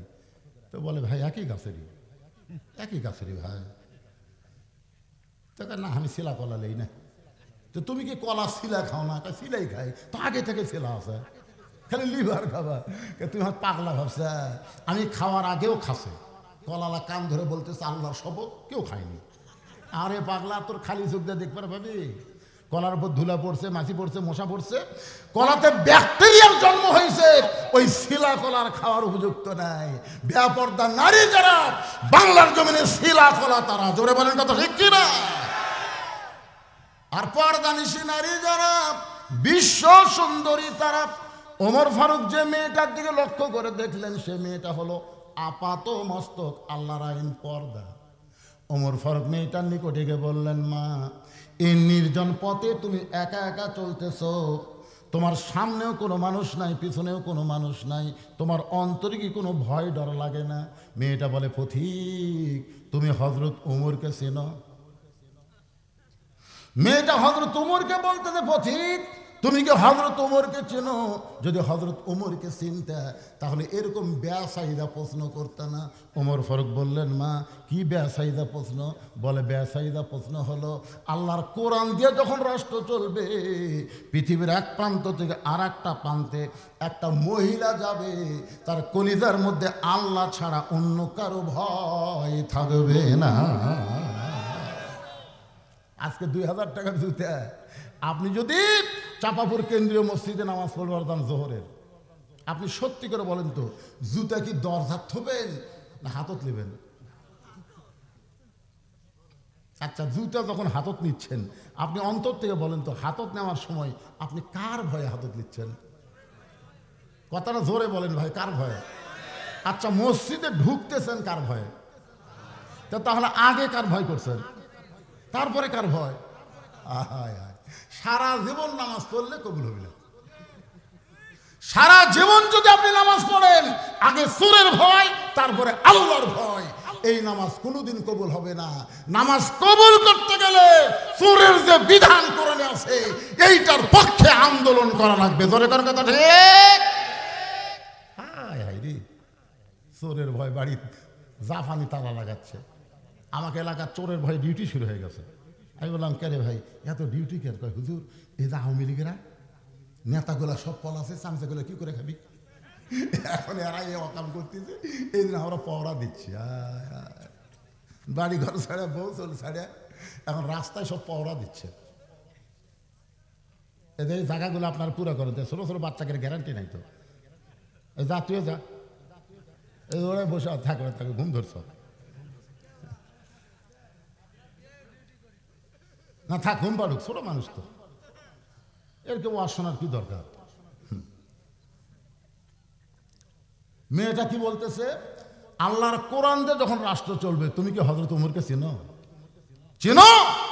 ওমর আল্লাহর কোরআন যখন রাষ্ট্র চালায়, পৃথিবীর এক প্রান্ত থেকে আর এক প্রান্তে একটা মহিলা যাবে, ওই মহিলার করে যায় আল্লাহ ছাড়া অন্য কারো ভয় থাকবে। তাহলে যারা পারেন তারা আমার সঙ্গে পড়বেন, আর যারা না পারেন তারা চুপ করে শুনবেন। সেদিন ষোড়শী নির্জন পথে যাবে, কোনো জন কটু কথা কবে না, পথে আর প্রান্তরে সম্পদের মোহে পড়ে খুনা রাহাজানি হবে না। রাস্তার মধ্যে গাছ ফেলে দিত স্যার, আমার সঙ্গে যাইছে হাফেজ মামুনুর রশিদ, সেদিন ওদের দাম করি ওয়াজ করে আসার সময় থাকে চাপাপুরের এই পার গাছ ফেলাতে থাকে না কি? রাস্তা তেল তেল হয়তো কাম হলো না, আগে ভাঙ্গায় ভালো ছিল, ভাঙ্গা রাস্তার চোর নেই, আর তেল তেলার চোর গাছ ফেলায়। সেদিন ষোড়শী নির্জন পথে যাবে, কোনো জন কটু কথা কবে না। পথে আর প্রান্তরে সম্পদের মোহে পড়ে খুন আর রাহাজানি হবে না। সবাই বলেন যদি মেনে চলি কোরআন, জোরে বলেন যদি মেনে চলি কোরআন আর রাসূলের বিধান, সকলেই শান্তিতে থাকবে বাংলার আকাশে কলেমার পতাকা যেদিন দুলবে। ওমর ফারুক বললেন, মা আমি বুঝতে পারলাম, কিন্তু তুমি যে ধীর গতিতে চলতেছো, তোমার চলার সাইজ দেখে মনে হয় তোমার ভিতরে কিছু দুঃখ কাম করতেছে। মেয়েটা বলে, পথিক আসলে আমি একজন দুঃখী নারী, আসলে আমি একজন দুঃখী নারী। আজকে 6 দিন হলে হযরত ওমরকে আমি খুঁজে বেড়াই। যদি হযরত ওমরকে খুঁজে পাই তখন আমার দুঃখের কথা একটু তাকে বলবার চাই। ওমর ফারুক মুচকি হাইদে বললেন, মা তুমি কি পাগলি নাকি? উমরকে যদি পাওয়ার চাও তাহলে বঙ্গভবনে যাও, উমরকে যদি পাওয়ার চাও গণভবনে যাও, উমরকে পাওয়ার চাইলে সংসদ ভবনে যাও। তুমি 2 পাহাড়ের মাঝখানে উমরকে খুঁজতেছো, উমর কি উর্দুম্বা নাকি যে 2 পাহাড়ের মাঝখানে তাকে খুঁজে পাবে? মেয়েরাল পথিক রে, তুমি জানো না যেদিন থেকে আল্লাহর কোরআন দিয়ে রাষ্ট্র চলবে সেদিন থেকে আর নেতা খোঁজা লাগবে না, নেতারাই দুঃখী মানুষকে খুঁজে বেড়াবে। লিল্লাহে তাকবীর। এই আল্লাহর কোরআন দিয়ে যেদিন বাংলাদেশ চলবে, একটা গরিব মানুষকে ধনী মানুষের বাড়ি যাওয়া লাগবে না, বরং ধনীরাই গরিবের বাড়ির দরজায় দরজায় ঘুরবে। বিশ্বাস করতেছেন না? কারণ ধনীদের টাকা শতকরা 2.5 টাকা কাক দেওয়া লাগবে। কথা কন না কেন? কাক গরিব খালি মশানলে বসে থাকবি, আর ধনীরা খালি টাকা নিয়ে ঘুরবি। তাই রে 2.5 টাকা যদি না দেই, কবরের মধ্যে একটা সাপ হবি, 5টা মাথা, এইরকম বুকুত বসাবি, এমন সবল মারবি 40 গজ মাটির তল যাবি। গরিবের তো কোনো ভয় নাই, গরিব খালি মশাল্লা বসে আছে। ধনী 1 ব্যাগ টাকা লিয়া গরিবের দরজা দরজা ঘুরতেছে, যে যায় ভাই আসসালামু আলাইকুম, জাকাতের টাকা ভাই, না খেয়ে থাকবো রে, জাকাত খাবো না। আমার এক দাদা ছিল, কেউ সে ইফতারির দাওয়াত দিলে বলতো, না ভাই এত কষ্ট করে রোজা থাকছি, ইফতার করে তো সব দেওয়া পারবো না, দরকার পানি খাই ইফতার করবো, তাও কারো বাড়িতে যাবো না। আমি বহু বুঝাইছি, দাদা পরের বাড়িতে ইফতার করলে সবের কমতি হবি না, উইও পাবি, আপনি দরকারই নেই ভাই, কি দরকার রে এত কষ্ট করে রোজা থেকে পরের বাড়িতে ইফতার করা। বাংলাদেশে এমনও মুসলমান আছে না খায় থাকবে কিন্তু জাকাতের টাকা নেবে না। দরকার কথা ঠিক কিনা? কারণ তাদেরকে বোঝানো হয়েছে জাকাত মানে মালের ময়লা, আর মালের ময়লা কেউ কি সহজে নিবার চায়? 7 দিন ধরে 1 ব্যাগ টাকা নিয়ে ধনী ঘুরতেছে, একটা গরিবও নেই। মনের দুঃখে মরুভূমির মধ্যে গেছে, মরুভূমির মধ্যে গিয়ে দেখে গাছের ছায় একজন বস্তা মাথার দিয়ে ঘুম পাড়তেছে। ব্যাগালা মনে করছে গরিব পাইছি, গরিব মনে করে সালাম দিচ্ছে, আসসালামু আলাইকুম। সঙ্গে সঙ্গে বস্তাওয়ালা মাথা তুলে বলতেছে আলহামদুলিল্লাহ। কে রে ভাই তোমাকে সালাম দিলাম, তুমি ওয়ালাইকুম না বলে আলহামদুলিল্লাহ কেন? বলে ভাই 1 বস্তা টাকা নিয়ে 15 দিন ধরে ঘুরতেছি রে, গরিব পাইনি, তোকে দেখে গরিব মনে করে আল্লাহ শুকুর আদায় করছি, টাকার বস্তাটা লেতো। আমি ঘুরি ব্যাগ লিয়া, তুই ঘুরির বস্তা নিয়ে, তাহলে গরিব গেল কোথায়? জাকাত ভিত্তিক অর্থনীতি যখন চালু হবে, বাংলার জমিনে সুদকে যখন কবর খুঁড়ে দাফন করা হবে, আল্লাহ রহমত বরকতের দরজা খুলে দিবে, আর কোনো গরিব খুঁজে পাওয়া যাবে না। দরকার কথা ঠিক কথা বলে। সুদের 1 টাকা খায়, মায়ের সঙ্গে 42 বার জিনা করার গুনাহ হয়। আল্লাহ রাসূল সুদের পাপের কথা বলতে গিয়ে 3 বার মুখ ঢাকিছে, 3 বার। সুদের সর্বশেষ পাপ এ মুখ ঢাক বলবার যে মুখ ঢাক। সাহাবীরা বলে, হুজুর এমন কি পাপ যেটা বলবার গেছে আপনি মুখ ঢাকেন? রাসূল বলতেছে, যদি ভাবির সাথে শালীর সাথে, তাও বলা যায় যে সুদের 1 টাকা খালে শালীর সাথে, ভাবির সাথে, কিন্তু গর্ভধারিণী মায়ের সাথে। এখন চিন্তা করে দেখেন তো, নিজের গর্ভধারিণী মায়ের সাথে 42 বার জিনা করার গুনাহ হয়। কেবল আপনাকে এলাকার মনে কেউ সুদ খায় না নাকি? নাউজুবিল্লাহ জোরে করেন না কেন? জোরে বলে নাউজুবিল্লাহ। আল্লাহর কোরআন দিয়ে যখন রাষ্ট্র চলবে তখন বাংলার জমিনে সুদকে দাফন করা হবে, জাকাত ভিত্তিক অর্থনীতি চালু হবে। জোরে করেন, কথা ঠিক কি না? মেয়েটা বলতেছে আমি একজন দুঃখী নারী, আজকে 6 দিন হলে হযরত ওমরকে খুঁজে বেড়াই। আমার বিশ্বাস আর 1-8 দিনের মধ্যে আমি হযরত ওমরকে পাওয়া যাব ইনশাআল্লাহ। কয়দিন? আর মাত্র 1 দিন। যদি 1 দিনের মধ্যে আমি ওমরকে না পাই তাহলে আসল জায়গায় বিচার দেব। ওমর নিয়ে তাহলে বৌসল নিয়ে ঘুম পাড়তেছে, আর আমি একটা দুঃখিনী মেয়ে 7 দিন হলে রাস্তায় ঘুরতেছে। সঙ্গে সঙ্গে ওমর ফারুক হাঁটু গেড়ে বসে বললেন, মা তুমি যে ওমরকে খুঁজতেছো আমি হইলাম সেই ওমর। মেয়েটা বলতেছে আমিরুল মুমিনিন, তাহলে একা একা ঘুরতেছে কেন? আপনার চামচে নাই? একটা চেয়ারম্যান ঘরে চৌকিদার নিয়ে, উপজেলা চেয়ারম্যান ঘরে পুলিশ নিয়ে, এমপি ঘরে পুলিশের গাড়ি নিয়ে, আর মন্ত্রী আসলে তো আগে পিছে খালি সব পুলিশ, মনে হয় পুলিশগুলো এমপি মন্ত্রীর। আমাকে রেখে বলা 15.5 বছর আমরা দেখছি পুলিশেরা যে হারে নেতা পাওনা দিছে, চোরই হবে পাওনা দেয়নি। জোরে কথা কর না কেন ভাই? কথা কর না। একটা নেতা গাড়ির থেকে নামলে পুলিশ চারিদিক ঘিরে ধরে, মানে বড় চোর নামলো। আমার ছোটবেলার কথা মনে আছে, আমাদের এলাকায় সবচেয়ে একটা বড় ডাকাতের নাম ছিল কাদের ডাকাত। আমার দাদার সাথে আমি বাজারে যাচ্ছি, দেখো 10-15 জন পুলিশ ঘিরা খাড়া হয়ে আছে। আমি বললাম দাদা ওরা কে? দাদাকে রে কাদের ডাকাত রে, অনেকদিন ধরে পুলিশ খুঁজতে চাহিদা পাশে ধরি সব দিবি। এখন নেতাকে চেহারা দেওয়া মনে হয় এরাও কাদের ডাকাত রে। যেভাবে পুলিশ ঘিরে ধরে, ওমর ফারুক বললেন, মা এই নির্জন পথে ধীর গতিতে চলতেছো, 6 দিন হলে আমাকে খুঁজতেছো, এখন বলো তোমার দুঃখ কি? কি দুঃখে তুমি আমারে খুঁজতেছো? মেয়েটা বলে আমিরুল মুমিনিন, আমার জীবনের সবচাইতে বড় দুঃখ হলো আমি 6 বছর বয়সে ঈমান গ্রহণ করছি। শুধুমাত্র ঈমান গ্রহণ করার অপরাধে 12 বছর আমাকে জালিমের জিন্দাখানায় বন্দি থাকতে হয়েছে। শুধুমাত্র ঈমান, অন্য কিছু না। ঈমানটা কি? ইকরার বিল লিসান, তাসদীক বিল জানান, আমল বিল আরকান। মীর কাসেম আলীকে এসে উকিল বলতেছে, স্যার অনেক চেষ্টা করে হলো না, আজকে রাত 12টায় আপনার ফাঁসি কার্যকর হবে। তো মীর কাসেম আলী বলতেছে, ভাই এখন কয়টা বাজে? এখন রাত 9:30। আলহামদুলিল্লাহ, এখন 2.5 ঘন্টা দেরি আছে। তো খামাক 2.5 ঘন্টা চেতন থাকার কি দরকার? আমি ঘুমাই পড়ি ভাই, 2 ঘন্টা পর আমাকে ডাক দিও। উকিল কই মানুষ নাকি রে, 2.5 ঘন্টা পর ফাঁসি হবি, তাই বলে 2 ঘন্টা ঘুম পড়বি? মনে করছে ফাঁসির চিন্তায় পাগলা হয়ে গেছে। উকিল বার হয়ে গেছে, 2 ঘন্টা পর আসা দেখে কন্ডম ছেলের মধ্যে নাক দেখে ঘুম পাড়তেছে। হায় সর্বনাশ, 8 ঘন্টা পর ফাঁসি হবি আর এইভাবে ঘুম পাড়তেছে। পায়ের বুড়া আঙ্গুলো লড়াইছে। চেতন ভাই বলতে, কে ভাই সময় হচ্ছে?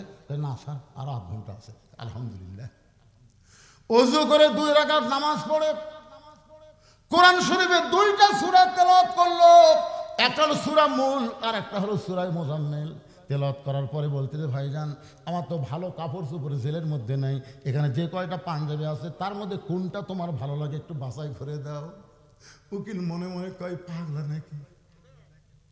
সবচাইতে ভালো পাঞ্জাবিটা বাছাই করে যখন দেয়, ওই পাঞ্জাবি গায়ে দিয়ে বলতেছে, ভাইজান একটু আতর সুরমা লাগায় মাথার চুল হাঁচড়াই, দেখো তো আমার তো সামনে আয়না নাই, তুমি বলো তো আমার চুলটা ঠিক মতো হাঁচড়া হলো কিনা।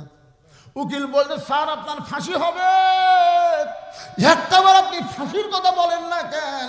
মীর কাসেম আলী মুসকে মুসকে হাসিয়ার বলে, ঘুমের মধ্যে আল্লাহ পাক আমাকে ফয়সালা করে দিয়েছে, ফাঁসির মাধ্যমে 8টা জান্নাত আমাকে বরণ করে নিবে।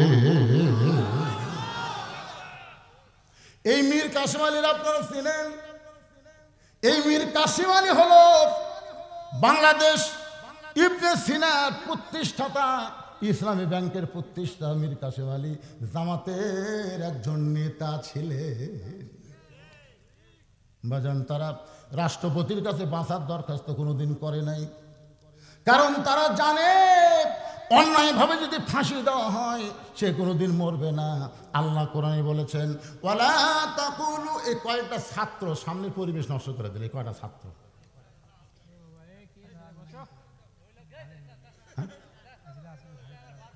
আচ্ছা, আর কোনো মাদ্রাসার ছাত্র আছে? এই তোমরা মাদ্রাসার ছাত্র নাকি? না না, মাদ্রাসার তাল বেলেন তো, এরকম ওয়াজ শোনার কি দরকার? এই কিছুক্ষণ পর পর একটা করে উঠবি আর যাবি। আমার মাদ্রাসা আছে আমি জানি তো, পেশাব না লাগলো, পেশাব লাগে ওই বেড়ায় এসে একটু দুষ্টামি করবি। এখন এখন কি করবে? যা দিয়েছে ওই বেড়ায় এসে ঘুরতেছে, ঘুরে করে আমাকে দেখে পেশাব খান গেছে, আমার পাশে যে খারাপ আছে দেখি যে কি করে, পেশাব পড়ার কোনো শব্দ নেই, কিছুক্ষণ পর দেখি পানি পড়ার শব্দ। রে এই তোর তো পেশাব লাগে না, কি উঠে আসলো? হুজুর ভালো লাগে না, মানে সবসময় বোঝেন না। এই কটা মাদ্রাসার বাচ্চাকে সামনে দিছে, কিছুক্ষণ পর পর একটা করে উঠতেছে। এই ফাঁকা জায়গাটা পুরো আপনারা একটু পেছনে যান না, পেছনের লোক সামনে আসে। এই না না, ফাঁকা জায়গাটা পুরো করেন, সামনে ফাঁকা তুই কেমন দেখা যায়, ফাঁকের মধ্যে শয়তান বসবি যায়, এই জন্য এই ফাঁকাটা, হ্যাঁ ফাঁকাটা পূর্ণ করে। আর কোনো মাদ্রাসার ছাত্র আছে দেখেন তো, আর কেউ আছে নাকি?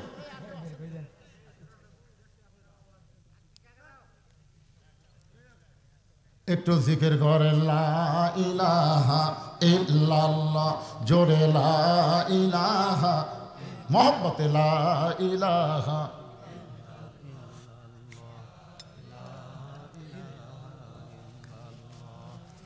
লা ইলাহা ইল্লাল্লাহু মুহাম্মাদুর রাসূলুল্লাহ সাল্লাল্লাহু আলাইহি সাল্লাম। মেয়েটা বলতে 6 বছর বয়সে ঈমান গ্রহণ করেছি, শুধু ঈমান গ্রহণ করার অপরাধে 12 বছর আমাকে জেলখানায় বন্দি জীবন কাটাতে হয়েছে। সকালবেলা 3টা করে চাবুক মারছে, বিকালবেলা 3টা করে চাবুক মারছে। আমার দেহের এমন কোনো জায়গা নাই যে জায়গায় চাবুকের আঘাত লাগে নাই।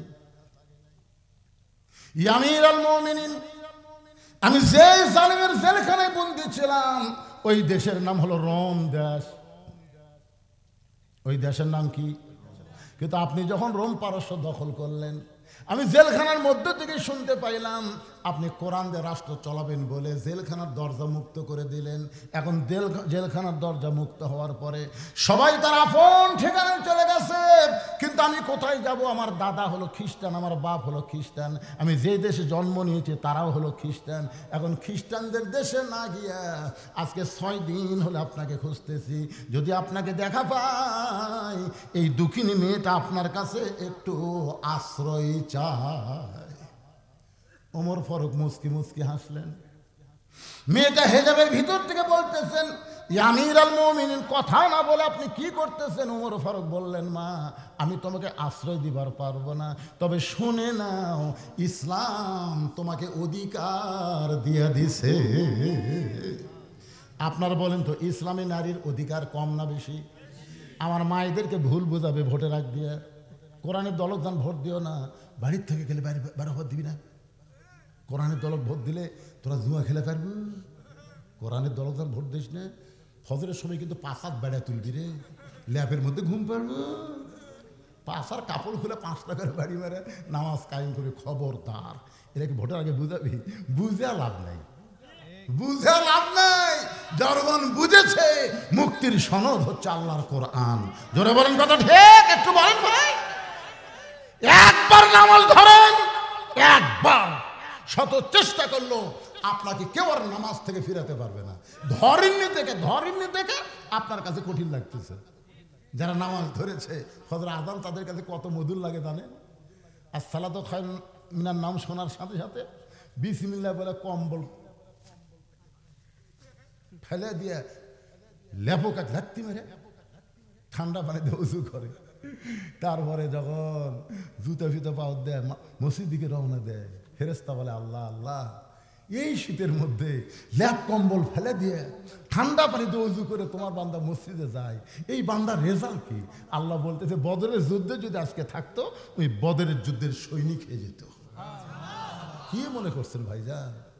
শত চেষ্টা করলো আপনাকে নামাজ থেকে বের করে পারবে না, কারণ নামাজ আল্লাহর এমন একটা ইবাদত এক জগ পানির মধ্যে এক মুষ্টি চিনি দিয়ে ঘন্ট মারলে ওই চিনি যেমন পানির মধ্যে বিলীন হয়ে যায়, প্রত্যেকটা নামাজি বান্দা আল্লাহর মহব্বতে নিজের অস্তিত্বকে বিলীন করে দেয়। জোরে কোন কথা ঠিক কিনা?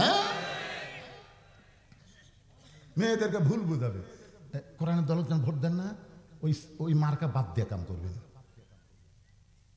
আজকে আমার মায়েরা শোনেন, ইসলামে আপনাদের কত অধিকার আপনাদেরকে শোনানো বোঝানো হয়নি বলে আপনারা ভুল বুঝতেছেন। মা ওমর ফারুক বললেন, মা ইসলাম তোমাকে অধিকার দিয়েছে। মেয়েটা বলতেছে, আমির আল মুমিনিন, এই সময় ইসলাম আমাকে কি অধিকার দিল? বলে, তোমার বয়স কত? বলে 18 বছর। 6 বছর বয়স ঈমান গ্রহণ করেছি, 12 বছর জেলখানায় বন্দী ছিলাম। ওমর ফারুক বলেন, বহু অধিকারের মধ্যে 1 নম্বর অধিকার হলো ভালো একটা ছেলের সঙ্গে বিবাহ বসা। ভালো ছেলে, জোরে কান, কি ছেলে? ভালো ছেলেতে বলতে আপনার কি বুঝতেছেন? ভালো ছেলে বলতে ইঞ্জিনিয়ার, ডাক্তার, আমেরিকা প্রবাসী। বাংলাদেশের লোকেরা তো ভালো ছেলে বলতে তাই বোঝায়। ছেলে কি করে? ইঞ্জিনিয়ার, ডাক্তার, পরিচয় দেয়। আমার এক জামাই ডাক্তার হুজুর, এক জামাই ইঞ্জিনিয়ার, কিন্তু ওর পাশে একটা হাফিজের শ্বশুর বসে আছে, ওই কথা কয় না, ওই কথা কয় না। কে রে পাগলা, তুমি যে হাফেজের শ্বশুর হওয়ার পারছে, তুমি জানো তোমার ভবিষ্যৎ কি?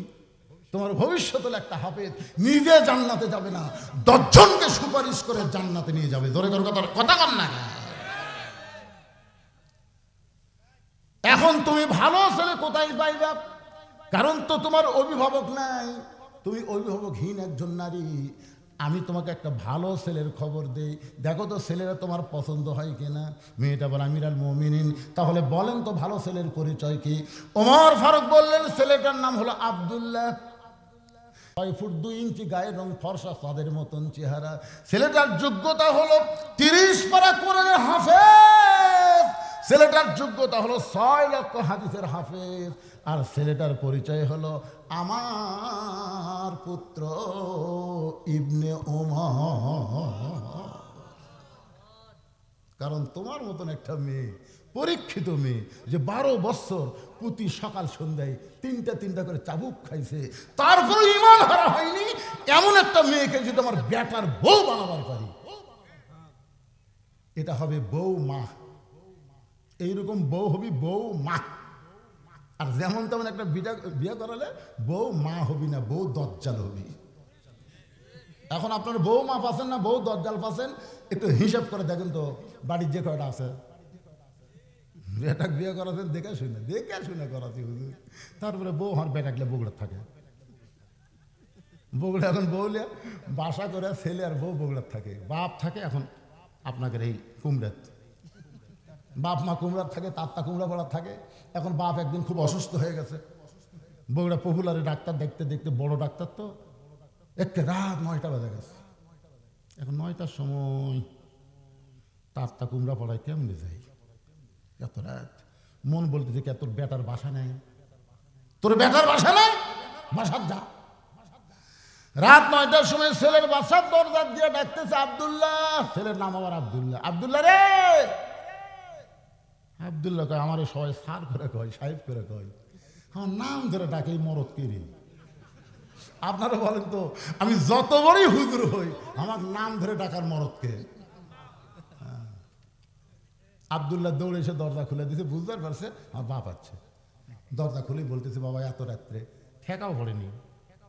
ঠেকাও পড়েনি, কিন্তু বিপদ। হোটেলত খাবার খাসি, কিন্তু থাকার জায়গা নেই। তোর কাছে বাড়ি, তোর বাড়ি একটু থাকতে পারছি, দেখা দিব না? আব্দুল্লাহ হাত ধরে বলতেছে, আব্বা আপনি এত গরম হয়ে থাকবেন। গরম হবো না, বইয়ের আসলের তলে মাথাতে থাকিস, বউ যা খাই তাই। বাবের মুখ চাপে ধরছে, বইয়ের যে ভয় আছে, বোঝেন না, বইয়ের ভয় করে। রেস্টরুমে বসায় বলে, আব্বা একটু বসেন। বসায় বিলাই যেমন ইন্দুরের কাছে আস্তে আস্তে সুরসুর করে বইয়ের কাছে ফিস করে বলতেছে, আমার বাপ আছে। শুনলি? তুমি কি মনে করছো আমার কান ঠসা?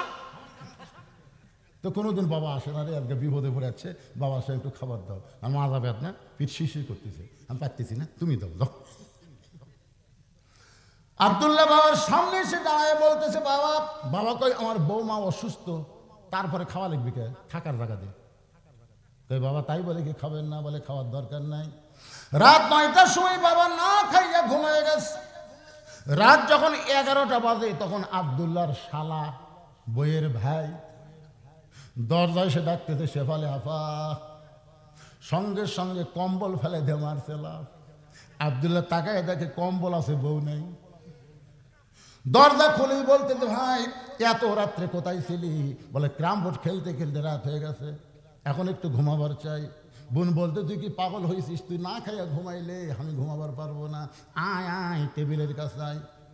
ডাইনিং চেয়ারে বসে টেবিলে 5 প্রকারের তরকারি, গরম ভাত, সব গরম টরম করে ভাইয়ের সামনে দিয়ে বলতেছে, খা ভাই খা ভাই, তুই না খাইলে কিন্তু আমার কলিজায় শান্তি নাই। আব্দুল্লাহ ঘরের ভিতর থেকে চিন্তা করে, 9টার সময় আমার বাবা আইলো, তোমার মাজা বেদনা, পিঠ শিরশির করে।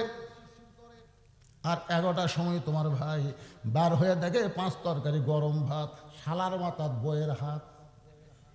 কয় তরকারি?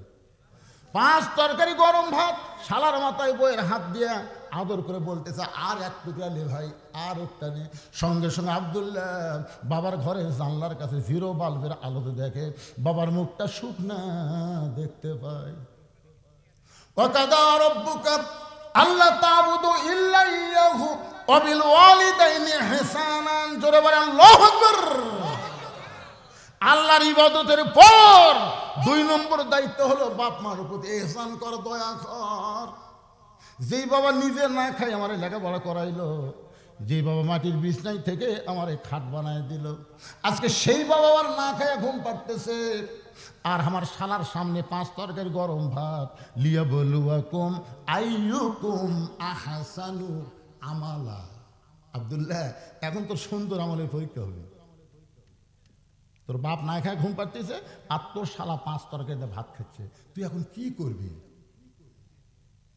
আব্দুল্লাহ চোখ বন্ধ করছে, কারণ চোখ না বন্ধ করলে ভালো জিনিস দেখা যায় না। চোখ বন্ধ করে দেখে উটি বলা একটা বেলান আছে। উটি বলা, শহরের বাসা তো লাঠি হয় নাই ভাই, তো উটি বলা একটা কাঠের বেলান আছে। চিন্তা করতেছে, কিছু বলা যাবে না, নারী নির্যাতনের আইন আছে। বিবেক বলতেছে, কেরে পাগলা, করা যাবে না কেন? তুই পিছন দিকে তাকে দেখ, ওই যে উঁচা হয়ে আছে, উঁচার মিডল পয়েন্টে বিসমিল্লাহ করে একটা বাড়ি মারবো, একটা হজের সব পাবো। 2টা মারলে 2টা হজ, কিন্তু নিচেও মারবো না, উপরেও মারবো না, একটা মিডল পয়েন্টে মারবো, কারণ এখানে মারলে কাউকে দেখাবার পারবি না।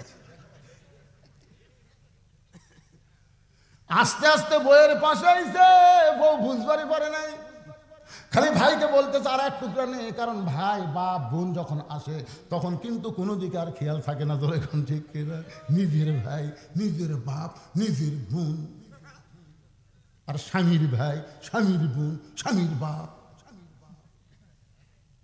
একটা কোনো দিকে খেয়াল নেই, খালি আর এক টুকরালে। এই সুযোগে আব্দুল্লাহর কলজা চলতেছে, আমার ভাই, আমার বাপ না খায় ঘুম পাচ্ছিস, তোর ভাই খাবি না, তাও জোর করে বিসমিল্লাহ করে মারছে বাড়ি। যে বাড়ি মারছে সেই রকম শব্দ, ফুটবলের উপর লাঠি মারি যেরকম শব্দ হয়।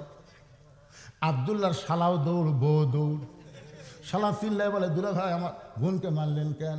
আব্দুল্লাহ চোখের পানি নিয়ে বলে, তোর বোন আমার কে হয়? তোর বোনকে আমি কেন মারলাম? তোর বোন আমার কে হয়? আল্লাহ কোরআনে বলেছেন, হুন্না লিবাসুল লাকুম ওয়া আনতুম লিবাসুল লাহুন্না। স্বামী হলো বিবির পোশাক, বিবি হলো স্বামীর পোশাক। তোর বোনকে এত ভালোবাসি, আমার জন্ম দেওয়া বাপ মাকে আমি তার গ্রামে রাইখা আজকে শহরে তোর বোনের জন্য আমি বাসা বানাইছি। এত ভালোবাসার পরেও কি জন্য মারলাম? তুই যদি জানবার চাস তাহলে আয়। শালা বলতেছে, আমাকেও মারবেন নাকি? বলে, তোকে মারবো না, একটু দেখাবার চাই। শালার হাত ধরে নিয়ে গেছে, বাবা যেই ঘরে ঘুম পাড়তেছে। বলে, আপনার বাবা কখন আইছে? বলে, 9টার সময়। তোর বোন কইলো মাজা বেদনা, পিঠ শিরশির করে। আর 11টার সময় 5 তরকারি গরম ভাত দিয়ে তোকে খাবার দেয়, খাবার চাস না, তারপরে জোর করে খাওয়ায়। এখন বল আমার আমল কি? শালা বলতেছে, আর একটা মারেন, আর একটা মারেন। কারণ এই বাপের আত্মীয় পছন্দ করে, শ্বশুর আত্মীয় 2 চোখে দেখবার পারে না। যারা শুধু বাপের আত্মীয় পছন্দ করে, শ্বশুর আত্মীয় দেখবার পারে না, এরা কোনোদিন বৌমা হবার পারে না। এরা হলো বউ দজ্জাল। জোরে কোন কথা ঠিক কি না? ওমর ফারুক বলে, মা তোমার মতন একটা মেয়েকে যদি আমার আব্দুল্লাহর সঙ্গে বিয়েটা দিয়ে আমার বৌমা বানাবার পারতাম, তাহলে আমার জীবন, আব্দুল্লাহর জীবন ধন্য হয়ে যেত। মেয়েটা বলতেছে আমির আল মুমিন, জেলখানায় বন্দি। আর সেই মেয়েটা কেমনে ভালো ছেলের নাম বলবে? দেখি তো মা, কোন ভালো ছেলের নাম বলো। মেয়েটা বলতেছে ছেলেটার নাম হলো হোসাইন, মায়ের নাম হলো ফাতেমা, বাবার নাম হলো হযরত আলী, আর নানার নাম হলো মুহাম্মাদুর রাসূলুল্লাহ। এখন আপনি বলেন এ হোসাইন ভালো না আব্দুল্লাহ ভালো? আপনাদের কাছে না তো, মেয়েটা উমরের কাছে প্রশ্ন করেছে। এখন আপনি বলেন আপনার আব্দুল্লাহ ভালো না হোসাইন ভালো? সঙ্গে সঙ্গে উমর ফারুক বললেন সাইয়্যিদুস শাবাবি আহলিল জান্নাহ, সাইয়্যিদুস শাবাবি আহলিল জান্নাহ হাসান ও হোসাইন রাদিয়াল্লাহু তাআলা আনহুমা। জান্নাতি যুবকদের সর্দার হবে দুইজন, একটা হাসান আর একটা হলো হোসাইন। আমার আব্দুল্লাহর চাইতে হোসাইন আল্লাহর কাছে কোটি কোটি গুণ ভালো। উমর ফারুক বললেন ইয়া রাসূলুল্লাহ, জোহরের প্রথম রাকাতে আপনি প্রথম সেজদায় 3 বার সুবহানাল্লাহ আলা বলেছেন, কিন্তু দ্বিতীয় সেজদায় এত লম্বা দিলেন, আমরা 100 বার সুবহানাল্লাহ আলা বলি তাও মাথা তোলেন না। আমার এক সময় সন্দেহ হলো হয়তো আপনি অসুস্থ হয়ে গেছেন, কিন্তু এক সময় মাথা তুলে আপনি 2 রাকাতও ঠিক পড়ালেন, 3 রাকাতও ঠিক পড়ালেন, 4 রাকাতও ঠিকই পড়ালেন, কিন্তু এই প্রথম রাকাতে দ্বিতীয় সেজদা এত লম্বা কেন? আল্লাহ রাসূল বলেন উমর, তোমরা সবাই যখন সেজদাত ছিলে, আমিও যখন সেজদাত ছিলাম, ওই ফাঁকে হোসাইন কোথ থেকে সুর করে আসে আর পিঠের উপর চড়ছে। এখন পিঠের উপর চড়ে যতক্ষণ বসে থাকে আমি মাথা তুলবার চাই, কিন্তু আমাদের মালিক আল্লাহ বলে হুজুর, যতক্ষণ হোসাইন বসে থাকবে আপনার পিঠে, আপনি সেজদা থেকে মাথা তুলবেন না। আপনি যেমন হোসাইনকে ভালোবাসেন, আমি আল্লাহ তেমন ভালোবাসি। জোরে কোন সুবহানাল্লাহ। সেদিন থেকে হযরত ওমর বুঝেছেন নবীর পিঠের উপর চড়ে বসলে যে হোসেনকে আল্লাহ নামাতে নিষেধ করে, সেই হোসেনের চাইতে ভালো ছেলে দুনিয়াতে আর কেউ নাই। ওমর ফারুক বললেন মা, আমি জীবনে ঘটকালি করি নাই, আজকে প্রথম ঘটক হব। মেয়েটাকে নিরাপদ আশ্রয় দিয়া হযরত ওমর ঘটক হইয়া হযরত আলীর বাড়ির দরজা দিয়া সালাম দিলেন, আসসালামু আলাইকুম ইয়া আহলাল বাইত আম্মার সাহিলা ফালা তানহার। হযরত আলী ঘরের মধ্য থেকে চমকে গেলেন, যে ব্যক্তি সালাম দিল সে নিশ্চয় হযরত ওমর হবে, কিন্তু যে আয়াতে কারিমা তেলাওয়াত করলো সে আয়াতটা হলো আম্মা সাইলা ফালা তানহার, সাইল কারীকে কোনো অবস্থায় ফিরানো যাবে। ওসমান গনিকে একদিন আল্লাহ নবী ডাক দেন, ওসমান, আল্লাহ তোমাকে অনেক সম্পদের মালিক বানা দিয়েছে। ওসমান গনি বলে ইয়া রাসূলুল্লাহ, কত সম্পদ আমি আপাতত হিসাব দেওয়ার পারবো না, তবে একটা হিসাব আছে, সেটা হলো আমার যতগুলো গুদাম আছে, এই গুদামের তালা লাগানোর পরে যে চাবি, এই চাবি টানতে যায় একটা উট হিমশিম খায়। তাহলে চিন্তা করে দেখেন কতগুলো গুদামের তালা লাগাছে, এই তালার চাবি একটা উটের পিঠের উপর দিলে সেই উট হিমশিম খাওয়া যায়। তখন রাসূল বলতেছে, আল্লাহ যদি সব সম্পদ তোমার কাছে ফেরত চায়, যদি ওসমান আমার সম্পদ আমাকে ফেরত দাও, তখন কি করবা? ওসমান গনি উটের রশি ধরে নবীর কাছে যে বললেন, হুজুর খালি সম্পদ না, এই উটটাও দিয়ে দিলেন, চাবি সহ উটটা আপনাকে দিয়ে দিলেন। রাসূল আসমানের দিকে তাকায় আছে, আল্লাহ কি কয়? আল্লাহ বলতেছে, ইয়া রাসূলুল্লাহ, আজকে তো আমার ডিগ্রি শেষ, আমার গানি ডিগ্রি আজ থেকে আমি ওসমানকে দিয়ে দিলাম। জোরে কোন সুবহানাল্লাহ। এখানে একটা আমাকে কাগজ দিয়ে বলতেছে, হুজুর এই যে মাহফিল করেছে, এই মাহফিলের খরচ বাবদ আপনি সবাইকে একটু বলবেন, কারণ রাত বেশি হলে যা হয়, এখন ঘড়ির দিকে তাকায় দেখেন রাত প্রায় 12টা বাজতেছে। জোরেকার কথা ঠিক কিনা? আমি কিন্তু এখানে আইছি 9টার আগে, আমি বলেছিলাম 9:30 আমাকে তুলে দিবেন, অসুস্থ মানুষ 12টা পর্যন্ত ওয়াজ করলে মোটামুটি মানুষের একটা তৃপ্তি হবে। কিন্তু তুলতে তুলতে 10:30, 9:30 একেবারে 25-এ তুলে দিচ্ছে। 10:25 থেকে এখন 12টা বাজতে 1.5 ঘন্টা। কি এরা চিন্তা করতে 2-1টা করে লোক কিন্তু উঠতেছে, রাত বেশি হলে যা হয় আর কি। এই জন্য আল্লামা সাঈদী হুজুর জীবনে 12টা পর্যন্ত তাফসীর করেনি, এসার পরে ওয়াজ শুরু, 10টার মধ্যে শেষ। এখনকার বেশিরভাগ তাফসীর তাই হচ্ছে, মানুষ কিন্তু আর বোকার দিন নাই। ধরে ঠিক কিনা? একটু বলতেছে হুজুর গামছা ভিতরে দেওয়া হবে 10, 20, 50, 100 টাকা করে, কেউ যদি মন চায় এই কোরআনকে ভালোবেসে কোরআনের মাহফিলের জন্য দান করবে। আপনাদের কাছে যদি ব্যাগ যায় আপনারা দিবেন না? কারা কারা দিবেন? আল্লাহ কিন্তু হাত দেখেন তো দেখি। যারা দিবেন যা পারেন, অল্প হোক বেশি হোক, যা পারেন দিবেন পারে। এর মাঝখানে কয়টা মুরব্বী হাত তুললো না কেন?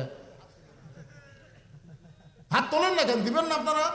মাশাআল্লাহ, হাত নামান, সবাই দিবে, সবাই দিবে। আপনারা দেখবেন এই সময় কিন্তু আবার মিন শাররিল ওয়াসওয়াসিল খান্নাস, মসজিদের বাক্স যখন, দান বাক্স যখন মুখের সামনে আসে, আসে না ভাইজান? আপনাদের মসজিদে আদায় করে না? সবার সামনে দান বাক্স আসে না? কথা কয় না রে বারে, আসে না? তখন আপনার পকেটে কিন্তু দেখবেন, খেয়াল করে 4টা লোট আছে। একটা হলো 500 টাকার লোট, একটা 200 টাকার লোট, একটা 100 টাকার লোট, একটা 10 টাকার লোট। আপনি বলেন তো কোনটা দিবেন? আপনি দিবেন 10 টাকা, কিন্তু আল্লাহ পছন্দ করে কোনটা? আল্লাহ কোরআনে বলেছে, লান তানালুল বিররা হাত্তা তুনফিকু মিম্মা তুহিব্বুন। যেই নোটটাকে তুমি বেশি মহব্বত করো ওইটাই আল্লাহ দিয়ে দাও। আল্লাহ দেওয়া মানে তোমারই থাকা, দুনিয়ার ব্যাংকে জমা হবে না, জান্নাতের ব্যাংকে তোমার নামেই জমা করা হবে। এখন ব্যাগ যদি যায়, এখন ছিঁড়া ছুড়া ভাঙ্গা ছুড়াটাই দিবেন নাকি?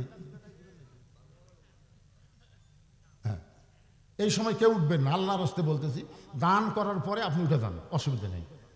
যে ঘটনা ধরছি শেষ পর্যন্ত আমি বলবো, তাতে যদি অর্ধেক লোক যায় যাক, কিন্তু আগে কামটা হয়ে যাক। দেন ব্যাগ ঢোকে না, ব্যাগ ঢোকো ভিতরে, ব্যাগ ঢোকো, ঢোকে আল্লাহ পিছন দিকটা ঢোকো। কোন দিকটা ঢোকে রে? মাছ কোন দিক দিয়ে বার হয়? সেই মুহানের দিকে যাও।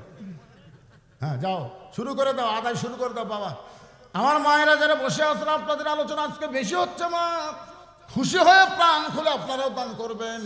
এখানে এমন আল্লাহর বান্দা থাকতে পারে এই কোরআনকে মহব্বত করে 1000 2000 টাকা দান করবে। 1000 2000 টাকা ব্যাগের মধ্যে না দিয়া আপনার টেজে দিবার পারবেন যে হুজুর আমি 28 বছর মাহফিলের জন্যে 5000 টাকা দান করলাম, 1000 টাকা দান করলাম, 500 টাকা দান করলাম। এখানে প্রধান অতিথি, বিশেষ অতিথি, অনেক অতিথির নাম বিজ্ঞাপনের মধ্যে রয়েছে। তারা ব্যাগের মধ্যে না দিয়া এখানে হাতের মধ্যে দিবেন। এমন কোন আল্লাহর বান্দাকে আল্লাহর রাস্তা আপনার দিবেন, কোরআন বুলন্দ হয়ে যাবে, আল্লাহ খুশি হবে। মেহেরবানি করে আসবেন ভাইজান। এই সামান্য 5 মিনিট সময় আদায় করার পরে বাকি সময় আবার আমি আলোচনায় ফিরে আসব। একটু জিকির করেন আর দান করেন। লা ইলাহা ইল্লাল্লাহ, জোরে লা ইলাহা।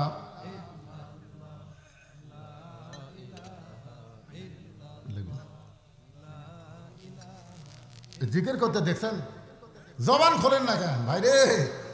মরণের কালে বুঝিতে পারিবা, কবরে গেলে বুঝিতে পারিবা, এই কলে মার কত গুণ। লা ইলাহা ইল্লাল্লাহু বলরে মুমিন গণ। লা ইলাহা ইল্লাল্লাহ, জোরে লা ইলাহা।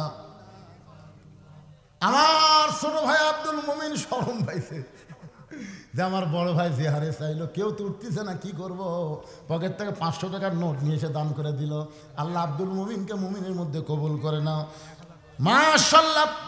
আব্দুল মুমিন দেওয়ার সঙ্গে সঙ্গে আমার আরেকজন ভাই 1000 টাকা দান করলো। আল্লাহ দানকে কবুল করেন। দুনিয়ার টাকা পয়সা দুনিয়াতে রবে, ফকির হয়ে মানুষ কবরেতে যাবে। একজন মেয়ে কর্মীর কথা বলতেছিলাম, ইসলাম একজন নারী কর্মীর কথা বলতেছিলাম ভাইজান। কারণ একজন মেয়ে যদি ভালো হয়ে যায়, সে একদিন মা হবে, আর মায়ের পেট থেকে যে সন্তান আসবে, সন্তানটা এরকম লড়াচড়া করবে না, পাথরের মতন বসে আল্লাহর কোরআনের আলোচনা শুনবে। জোরে কোন কথা ঠিক কি না? এই জন্য ভালো মায়ের দরকার। আমি সেই মাকে বুঝাইতে গেছিলাম। মাশাআল্লাহ, আল্লাহ তোমার একজন বান্দা 1000 টাকা দান করেছে, আল্লাহ তার দানকে কবুল করেন, আল্লাহ নেক নিয়ত নেকাশা করেন। আল্লাহুম্মা আমিন। যারা যাচ্ছে চলে যাচ্ছে, অসুবিধা নেই। যারা আছেন তারা একটু সামনের দিকে চাপা বসেন তো ভাই, বসেন।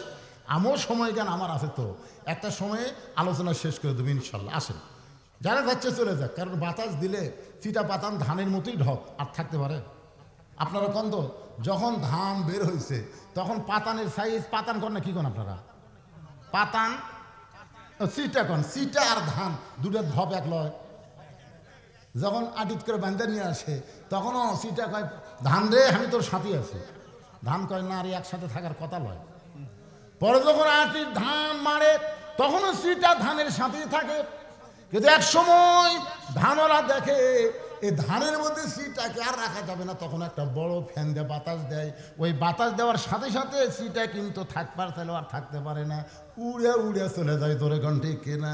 যখন আদায় শুরু করা হয় তখন সিটা মাথা পাতান মার্কা ইমানদারেরা আর থাকতে পারে না, তারা উড়ে উড়ে চলে যায়। যে কয়টা দানাদার এরা কিন্তু থাকে, যতই বাতাস দেন এরা কিন্তু নড়ে না। জোরে কোন কথা ঠিক কিনা?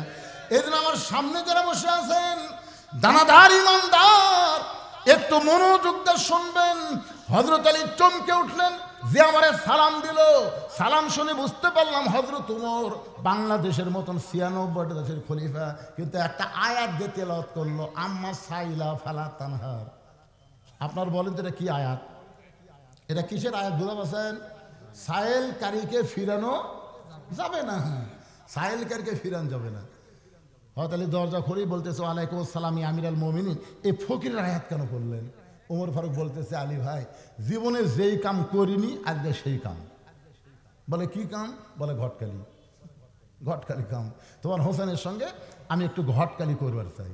আলী কয়, আলহামদুলিল্লাহ, আপনার মতন মহান ব্যক্তি যদি ঘটক হয় তাহলে পাত্রী ভালো হবে। আপনার বলেন তো, ঘটক যদি ভালো হয় পাত্রী খারাপ হবে না ভালো হবে? ওমর বলতেছে, আলী, আমার আব্দুল্লাহর সঙ্গে বিয়ে দিবার চাইলাম, কিন্তু আমার আব্দুল্লাহকে মেয়েটা পছন্দ করে না, মনে মনে তোমার হোসেনকে কামনা করেছে। আলী বলতেছে, মেয়েটার যোগ্যতা কি?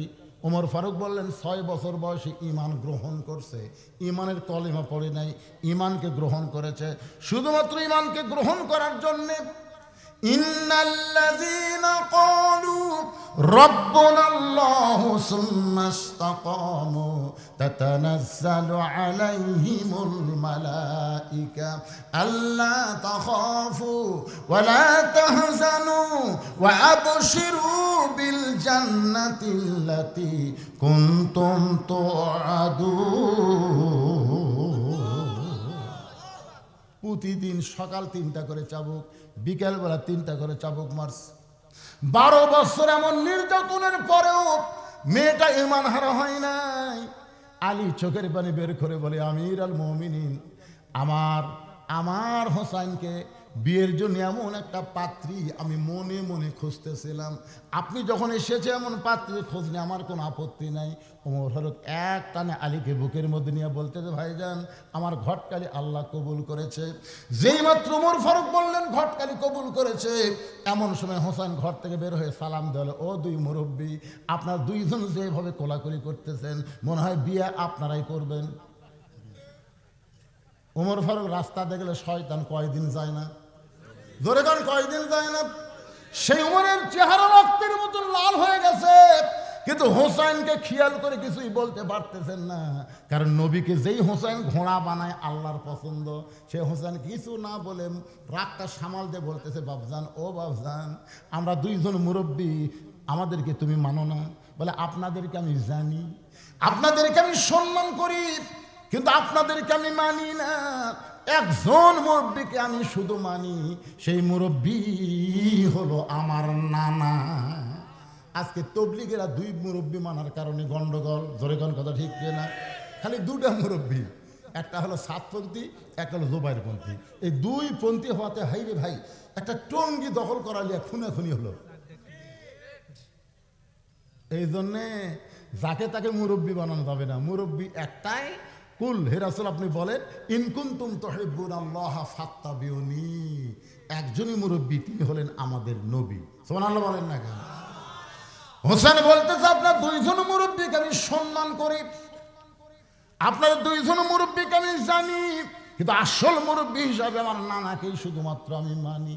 ওমর ফারুক বলে, হোসেন, তুমি কি বুঝাবার চাও? হোসেন বলতে যে, কয়েকদিন আগে আমি স্বপ্নে দেখলাম আমার নানা ঘরের মধ্যে আরাম করতেছে।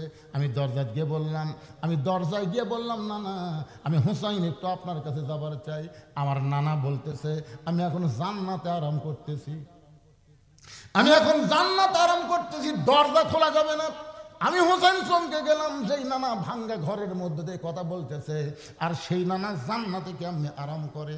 আমি জানলার ফাঁক দিয়ে তাকাই দেখি নানির উরাতকে নানা বালিশ বানায় শুয়ে আছে। আমি বললাম, নানা, নানির উরাতকে বালিশ বানায় শুয়ে থাকলে কি জান্নাতে থাকা যায়? নানা বললেন, হোসেন, তুই ছোট্ট মানুষ, বুঝবি না, তোর নানির মতন বউ যদি কেউ ঘরে পায়, ওই ভাঙ্গা ঘরটা আল্লাহর জান্নাত হয়ে যায়। আমি হোসেন সেই দিন সিদ্ধান্ত নিয়েছি, বিয়ে যদি করতে হয় আমার নানা যেমন বিয়ে করছে আমিও তেমন বিয়ে করব। আমি কয়েকদিন হলে দেখতেছি আমার বড় ভাই হাসান খালি কান্দে, আমি যেই মাত্র কাছে যাই মুচকি মুচকি হাসে। আমি দূর থেকে দেখি ভাই আমার কান্দে, কিন্তু কাছে গেলেই মুচকি মুচকি হাসে। আমি এক সময় বললাম, ভাই আপনি গোপনে গোপনে কান্দেন, কিন্তু আমারে দেখলে আপনি হাসেন কারণ কি? হাসান বলে কিছুই না। আমি ভাইয়ের হাত ধরে বললাম, ছোট্টবেলায় একসাথে দুই ভাই থেকেছিলাম, আজকে বড় হওয়ার পরে আমাকে এড়িয়ে চলেন। হাসান বলতে, হোসেন রে আমার ভাগ্য বড় খারাপ, আমি এমন একটা বউ পাইছি ভাই, যেই বউটা বাড়ি আসার সঙ্গে সঙ্গে আমার কলিজার মধ্যে আগুন জ্বলাইছে। হাসান রাদিয়াল্লাহু আনহু যাকে বিয়ে করেছিল সেই বউটার নাম হলো জায়েদা। জোরে বলেন নাম কি? অত্যন্ত কুটনি মেয়ে ছিলেন। এর কথা ওর কাছে, ওর কথা ওর কাছে কইয়া কইয়া বাজানগো স্বামীর কলজা মধ্যে জ্বলায় গেছেন।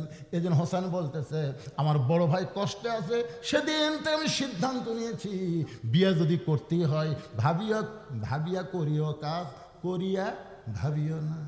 আমি চিন্তা করে দেখলাম না যেরকম বিয়ে করছে, দৌড়ে এসে বাপের হাত ধরে বলতেছে, আব্বা আপনি সত্যি করে বলেন তো আমার মা আপনার কেমন বউ? আমার মাকে আপনার কষ্ট দিছে, তো আপনি যেমন একটা বউ পাচ্ছেন, আমার নানা যেমন বউ পাচ্ছে, আমিও তেমন বিয়ে করবো। ওমর ফারুক বলতেছে, বাবা আমি যে মেয়ের ঘটকালি করতেছি এই মেয়েটা বিয়ে করলে তোর নানার মতো বাপের মতো তোর জীবনে শান্তির হবে। ওমর ফারুক বললেন, বিয়ে কর বাবা। হোসেন বলতেছে, আমিরুল মুমিনিন আপনি কষ্ট নিয়েন না, আমি সিদ্ধান্ত নিয়েছি। বলে কি সিদ্ধান্ত? আমি সেই মেয়েকে বিয়ে করব যে মেয়েটা আমার 3টা প্রশ্নের উত্তর দিবার পারবে। ওমর ফারুক বলে, হোসেন কি প্রশ্ন? যাক বিয়ে করবো তার কাছে, আপনার কাছে আউট করে লাভ আছে? ওমর ফারুক বলে, হয়তো আলী ভাই কি খবরে তোমার ছেলে যে প্রশ্ন করবে আমি জীবনেও শুনিনি, আজকে শুনি না। ওমর ফারুক, আমিও জানি না তুমিও শোনোনি, তাহলে আমার ঘটকায় আল্লাহ কবুল করবে। কানতে কানতে মেয়েটার কাছে গিয়ে বলতেছে, মা আমার আব্দুল্লাহকে স্বামী বলে স্বীকার কর। মেয়েটা বলতেছে, খালি একটা বার বলেন হোসেনের চাইতে ভালো। ওমর ফারুক বললেন, যেটা বলা যাবে না সেটা কেন শুনতে চাও? তাহলে আপনি কেন বলতেছেন আব্দুল্লাহ বিয়ে কর? ওমর ফারুক বলে, মা হোসেন সেই মেয়েকে বিয়ে করবে যে মেয়ে তার 3টা প্রশ্নের উত্তর দিবার পারবে, যে প্রশ্ন আমিও জানি না তার বাপও জীবনে শোনে নাই, তাহলে তুই কি উত্তর দিবার পারবি? মেয়েটা ঘরের ভিতর থেকে বলতেছে, আমিরুল মুমিনিন হোসেন কি 3টা প্রশ্ন করবে আমি জানি না, তবে আমার ঈমান বলতেছে আমি না পারলেও আমার আল্লাহ পারবে। লিল্লাহে তাকবীর।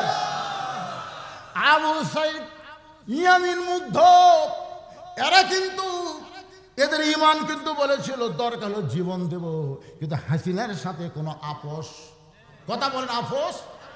2000 ছাত্র জনতা জীবন দিল ঈমানের বিনিময়ে। যদি ঈমানটা মজবুত না হতো তাহলে মরবার চাইতো না, বলতো জীবন বাঁচান ফরজ, জীবন বাঁচান ফরজ, জীবন বাঁচান ফরজ। খালি জীবন বাঁচান ফরজ করলে হাসিনা পলাই কেরে। 41 সালের আগে ওকে না মানার কোনো মরদ ছিল না, কথা কর না কেন? বিএনপি ঘরের মধ্যে ঢুকছে, জামাত ইসলাম লুকা লুকা মিটিং করতেছে। তাহলে এই দুটাই বড় দল, একটা ঘরের মধ্যে, একটা লুকা লুকা। হাসিনা হয় খাওয়া নেই, ভারত আমার সাথে আছে, আমার নামাই খেয়ে। হ্যাঁ, ইমানের বলে বলিয়ান হলো, জীবন দিল, হাসিনা পালাতে বাধ্য হয়ে গেল। জোরে কোন কথা ঠিক কিনা? একটা ভিডিও আপনারা দেখছেন, পুলিশের আইজিকে স্বরাষ্ট্রমন্ত্রী বলতেছে, কি গুলি করো, কি গুলি করো? স্যার এই দেখেন, এই যে ভিডিও দেখেন, আমরা গুলি করি, একটা পুড়া যায়, ওটি আরো 2টা এসে দাঁড়ায়। ভয়ে যে ও মারে বাবারা, কেউ দৌড় মারবি, দৌড় মারে না। যেটা পড়ে গেল ও ধরে 3 জন নিয়ে গেল, ওই ফাঁকের মধ্যে আরো 2 জন দাঁড়ালো। দেখে মনে হচ্ছে তয়রা আবাবিল, মানে আল্লাহ তাআলা আবাবিল পাখি পেটে দিছে। ঈমান, এটার নামে হলো ঈমান। মেয়েটা বলতেছে, হোসেন কি 3টা প্রশ্ন করে আমি জানি না, কিন্তু আমার ঈমান বলতেছে আমি না পারলেও আমার আল্লাহ পারাবে। সঙ্গে সঙ্গে হয় তোমার এক দৌড়, দৌড়ে এসে আলীকে বলতেছে, ভাই তারিখ করেন। আলী বলতেছে, কিসের তারিখ? বলতেছে যে হোসেন যে 3টা প্রশ্ন করবে তার উত্তর দিবার পারবে কি পারবে না, তারই তারিখ। আলী বলতেছে, যে প্রশ্ন আপনি জানেন না, আমিও শুনিনি, সেই প্রশ্ন মেয়েটা কেমনি দিবে? ওমর ফারুক বলতেছে, আলী রে এমন ঈমানের বলে বলিয়ান হয়ে কথা বলছে, আমার মনে হয় মেয়েটা একলা নেই, মেয়েটার সাথে আমার আল্লাহ আছে। সুবহানাল্লাহ আপনাকে, যার সাথে আল্লাহ আছে। আপনারা বলেন তো, এই কোরআন নিয়ে যারা সামনে যাবে তাদের সাথে কে থাকবে? আরো জোরে, জোরসে বলুন মাশাআল্লাহ। বিশ্বাস করা লাগবে ভাই জান। একটু মনোযোগ দিয়ে শুনবেন। নির্দিষ্ট তারিখ মোতাবেক ডান পাশে হযরত ওমর বসে গেছে, বাম পাশে হযরত আলী বসেছে, আর মাঝখানে হোসেনকে বসার আসন দেওয়া হলো। আর সামনে একটা চাদর টাঙ্গায়া, চাদরের ওই পারে ওই 18 বছরের যৌবনা মেয়েটাকে বসানো হয়েছে। বাংলার মুসলমানের কাছে প্রশ্ন হলো, সামনে চাদর দেওয়ার কারণ কি? আরো জোরে, জোরসে বলুন। কিন্তু মমতাজ সংসদের মধ্যে বলছে, মমতাজ ওরে শরীয়তের মৌলানা, চোখ দুইটা করলা কানা, মনের পর্দা বড় পর্দা তোমরা খুঁজা পাইলা না, তেতুল হুজুর বুঝলো না। আমার শফি রহমতুল্লাহ আলাইকে এই 2 টাকার গায়িকা মমতাজ তেতুল হুজুর করছে। চিন্তা করে দেখেন, বাংলাদেশের লক্ষ লক্ষ আলেমের ওস্তাদ হলো আহমদ শফি রহমতুল্লাহ আলাই, তাকে এই শালী মমতাজ তেতুল হুজুর করছে। তেতুল তেতুল। আর সংসদে যারা সদস্য ছিল, মমতার গান ছিল, তারা তালি বানালো। হায় হায়, আলিম তেতুল করছে, তা আবার তালি ফুটাচ্ছে। তাহলে ওই শালারা কি ছিল? যারা তালি ফুটালো তারা কি ছিল? চিন্তা করে দেখেন। আরে কি গান! আগে করের মন আখেরের কাজ, ধ্যান যোগ্য হয় দিলের নামাজ। ও তোমার পাঞ্জে গানা, নামাজ পড়া লাগবে না। কোরআন হলো 90 পারা, কোরআন হলো 90 পারা, শরীয়তে মানে না, শরীয়তের মৌলানা চোখ দুইটা করলা কানা, মনের পর্দা বড় পর্দা তোমরা খুঁজা পাইলা না, তেতুল হুজুর বুঝলো না। তো মনের পর্দা যদি বড় পর্দা হয়, আপনারা বলেন তো ওমর ফারুকের মন ভালো না খারাপ? এই ভালো বলতে যদি মুখ বন্ধ থাকে, ওমর ফারুক কি সন্দেহ আছে আপনাকে? জোরে ভাই, ওমর ফারুকের মন ভালো না খারাপ? হোসেনের মন ভালো না খারাপ? হযরত আলীর মন ভালো না খারাপ? তারপরেও সামনে চাদর দেওয়ার কারণ মনের পর্দা, পর্দা না, পর্দা হলো আল্লাহর আইন। যেদিন কোরআন দা বাংলাদেশ চলবে, সেদিন মেয়েরা ইচ্ছা করে পর্দা গ্রহণ করবে। তখন বেপর্দা দেখলে বমি লাগবে। আর প্রত্যেকটা পুরুষ মানুষ কোরআনে আইন যখন চালু হবে, তখন আল্লাহ বলে দেবে, কুল্লিল মুমিনিনা ইয়াগুদ্দু মিন আবসারিহিম। তুমি যদি মুমিন হও, তোমার নজর থাকবি নিচের দিকে, আর বউ দেখলে টাকা থাকবে। বউয়ের কাছে আসা, আলহামদুলিল্লাহ কি মাল রে, নিজের বইয়ের দিকে তাকে দেখতে।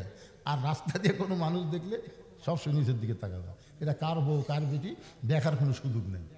তা আপনি মরদ মানুষের যদি একটা মেয়ের দিকেও না তাকান, ওরা ব্যাপারটা হবে, ওরা ব্যাপারটা হয় দেখানোর জন্য। কিন্তু আমরা যদি না দেখি, ওরা ব্যাপারটা হবে। সেই জন্য আমাদেরকে আইন হলো নিচের দিকে তাকিয়ে থাকা, আর মেয়েদের আইন হলো অকর্ণা ফি বুয়ুতিকুন্না ওয়ালা তাবাররুজনা তাবাররুজাল জাহিলিয়াতিল উলা। এখন ওমর ফারুক বলে, হোসেন প্রশ্ন শুরু করে দাও। এবার হোসেন দাঁড়িয়ে বললেন, রে মেয়ে, পৃথিবীর শ্রেষ্ঠ মানুষটা হলো বিয়ার ঘটক, আর পৃথিবীর আরেকজন শ্রেষ্ঠ মানুষ হলো আমার বাবা। তারা 2 জন তোমাকে পছন্দ করেছে, 2 জন রাজি হয়ে গেছে। সুবহানাল্লাহ না কেন? কি হযরত আলী আর ওমর কোলাকুলি করেনি? কিন্তু সামনে চাদর দিয়ে এইবার আমার বসায় প্রশ্ন করতে কয়। আমার 1 নম্বর প্রশ্ন হলো, আমার মাকে তুমি জানো? যেই কইছে আমার মাকে, সঙ্গে সঙ্গে আলী চমকে ছেলের সাথে আমি আছি, আর ছেলে আমার কথা না কয়ে মায়ের কথা কয়। আমি যখন বিয়ে করলাম 91 সালে, তখন কাজী কইল, আপনার বাপের নাম কি? তো বাপের নাম লেখা দিলাম, আর বিয়ে হয়ে গেল। একটা বার করলো না, আপনার মায়ের নাম কি? আর হোসেন যা বলতেছে, আমার মাকে তুমি চিনো? আমার মাকে তুমি জানো? আমি কোন মায়ের সন্তান তুমি কি বলতে পারো? এই প্রশ্ন যখন হোসেন করেছে, সঙ্গে সঙ্গে মেয়েটা বলতে, হোসাইন আপনার মাকে আমি চিনি। যেই কইছে চিনি, ওমর ফারুক জিব্বাত কামড় খাইছে, আর হযরত আলী চোখ দিয়ে দর দর করে পানি পড়তেছে। আমার মায়েরা যারা পর্দায় আছেন, ইসলামের কর্মী একজন নারী কেমন হয় একটু মনোযোগ দিয়ে শোনেন। হযরত আলীর চোখ দিয়ে দর দর করে পানি পড়ার কারণ হলো আমি স্বামী হইয়া পুরোপুরি ফাতেমাকে চিনতে পারি নাই, আর তুই কেমনে বললি আমি চিনি। গভীর রাত্রে হযরত আলী ফাতেমাকে কবর দিস। কবর দেওয়ার পরে আল্লাহকে বলতে, আল্লাহ তোমার পর্দানিশী রাতের বেলায় মারা গেল, রাতের বেলায় তাকে দাফন করা হলো। ও আল্লাহ, এই পর্দানিশীকে তুমি কবুল করে নাও। এই দোয়া করার পরে তাকায় দেখে সামনে কয়েকটা পুরাতন কবর। এখনই ফাতেমার কবর দিয়েছে, সেই নতুন কবর আর জান্নাতুল বাকির মধ্যে নেই। গোটা জান্নাতুল বাকি হযরত আলী দৌড়ে বলে ফাতেমার কবর, ফাতেমার কবর। কে যেন বলে, আলী রে, ফাতেমা পর্দানিশী, আমি আল্লাহ জহুরা ডিগ্রি দিয়া ফাতেমার কবরটাকে কিয়ামত পর্যন্ত পর্দা করে দিয়েছি। আমি স্বামী হইয়াই তাহলে পুরোপুরি চিনতে পারি নাই, আর তুমি কেমনে চিনলামা? হোসেন প্রশ্ন করলো আমার মাকে, তুমি জানো? তুমি জানার কথা বলতে পারতা, নবীর মেয়ে, 4টা মেয়ের মধ্যে ফাতেমা হলো সবচাইতে দামি মেয়ে, এরকম তুমি উত্তর দিবা। তুমি উত্তর না দিয়ে বললে আমি চিনি, তুমি কেমনে চিনবা? মেয়েটা বলে, মুরব্বি, চোখের ভুরু জোড়া ছিল, বাম গালে কালো একটা তিল ছিল, থুতনির তলে লাল একটা দাগ ছিল। সঙ্গে সঙ্গে আলী বলতেছে, মা যা বলছো আর বলো না মা, কারণ আমাদের 3 জনের মধ্যে একজন পরপুরুষ আছে।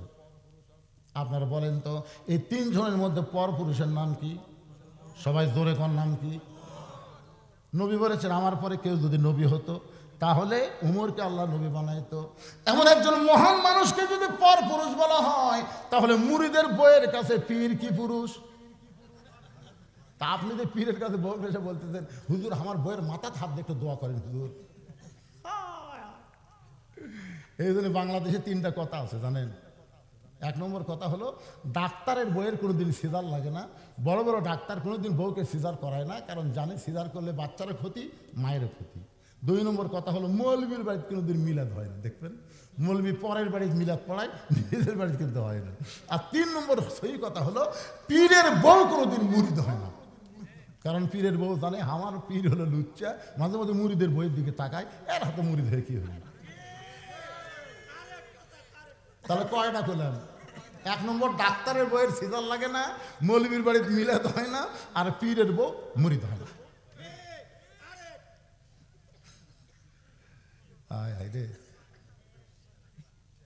কে বাবা, কি হচ্ছে? কি হচ্ছে বল,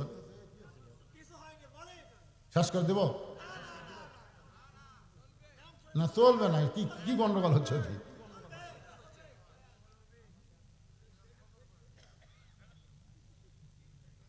না, আপনাদের এলাকার মৌলবীর বাড়িতে মিলাদ হয় তো মৌলবী খেয়েছেন? হয় না তো। হ্যাঁ, কিছু সেটা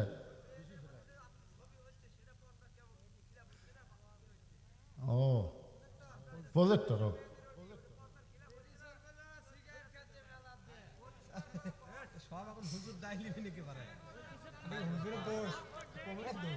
আচ্ছা শোনেন, আমি বলি।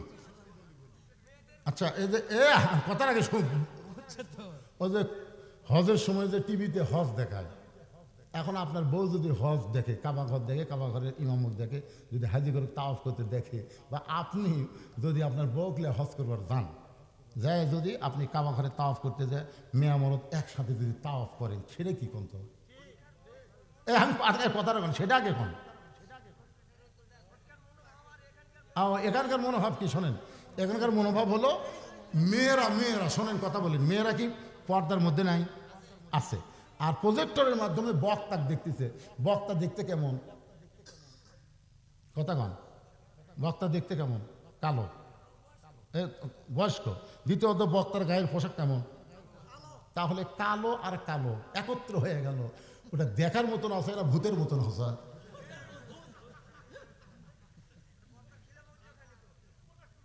আবার কথা কয় রে, একটা বুড়া থোড়া ভাঙ্গা মানুষ, মাথা ধরা এক মেয়ে মানুষ কোন নজরে দেখে রে? এই পাগলারা, এই জন্যে মেয়ে মানুষের কাছেও টাকা আদায় করার দাবি। ছোট বাচ্চা মেয়ে মানুষ দেখলে লোভ হয় না, এমন বুড়া তার কোনদিন চেতে না। ওই মেয়ে মানুষের কাছে টাকা আদায় করলেও পাপ হবে না, জানেন আপনি? এখন আপনারা বলেন, শোনেন আমি কথাটা বলি, আপনার পায়ে এখন একটা সুই ঢুকছে, কাঁটা ঢুকছে, পায়ে একটা কি ঢুকছে, কাঁটা ঢুকছে। আপনি সেই কাঁটা কি দিয়ে তুলবেন? সুই দিয়ে তুলবেন। আপনি যদি বলে ভাই না এক কাঁটা ঢুকছে আর এক কাঁটা ঢুকাবো না রে, তাহলে কাঁটা উঠবে। তো এখন মেয়েদেরকে পর্দার ওয়াজ করা হচ্ছে, পর্দারও শুনতে শুনতে একদিন মেয়েরাই ঘৃণা করবি, এই পুজোক্তার আর বক্তার দেখবো না, ধরে কথা কর না। ওই মেয়েরাই তো আপত্তি করছে প্রজেক্টটাকে দেখবো, একদিন এরাই বলবে আর পুরুষক দেখবো না, ধরে কোন ঠিক কথা বলেন। কিন্তু এই কাঁটাটা তোলা হোক রে ভাই, কাঁটাটা তুলবে দেন তো, দেখেন তো কি শেষ পর্যন্ত কি হয়। না না বুঝেছে, উনি যেটা বুঝেছে ভালো বুঝেছে, কিন্তু বর্তমান পরিবেশে উনি চিন্তা ভাবনা করতেছে এখন টিভির মাধ্যমে।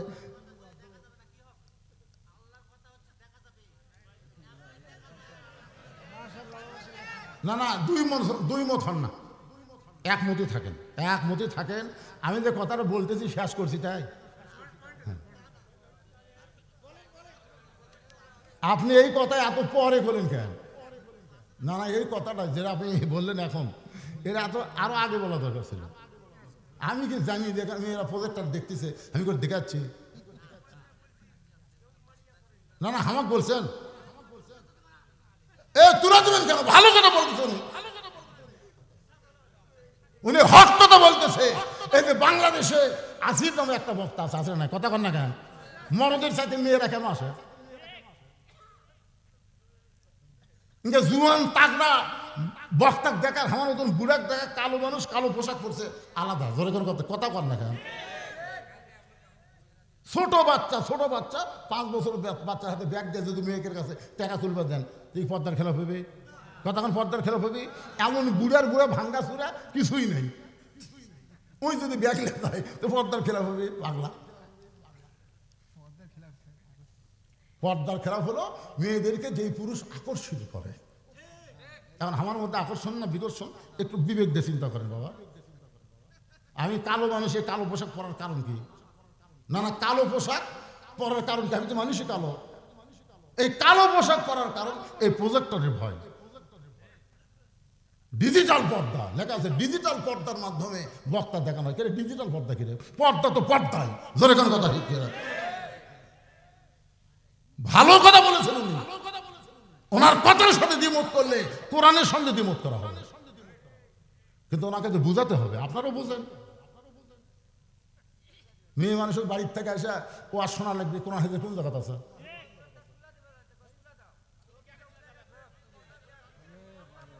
আর শোনেন বাবা, রাগ করেন না, রাগ করেন না। মেয়েরা যা চাবে তাই করবেন, করা যাবে না তো।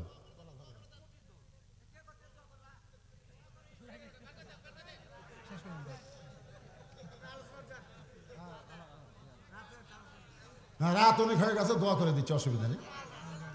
এই বসেন বসেন, দোয়া করে যান, বসেন।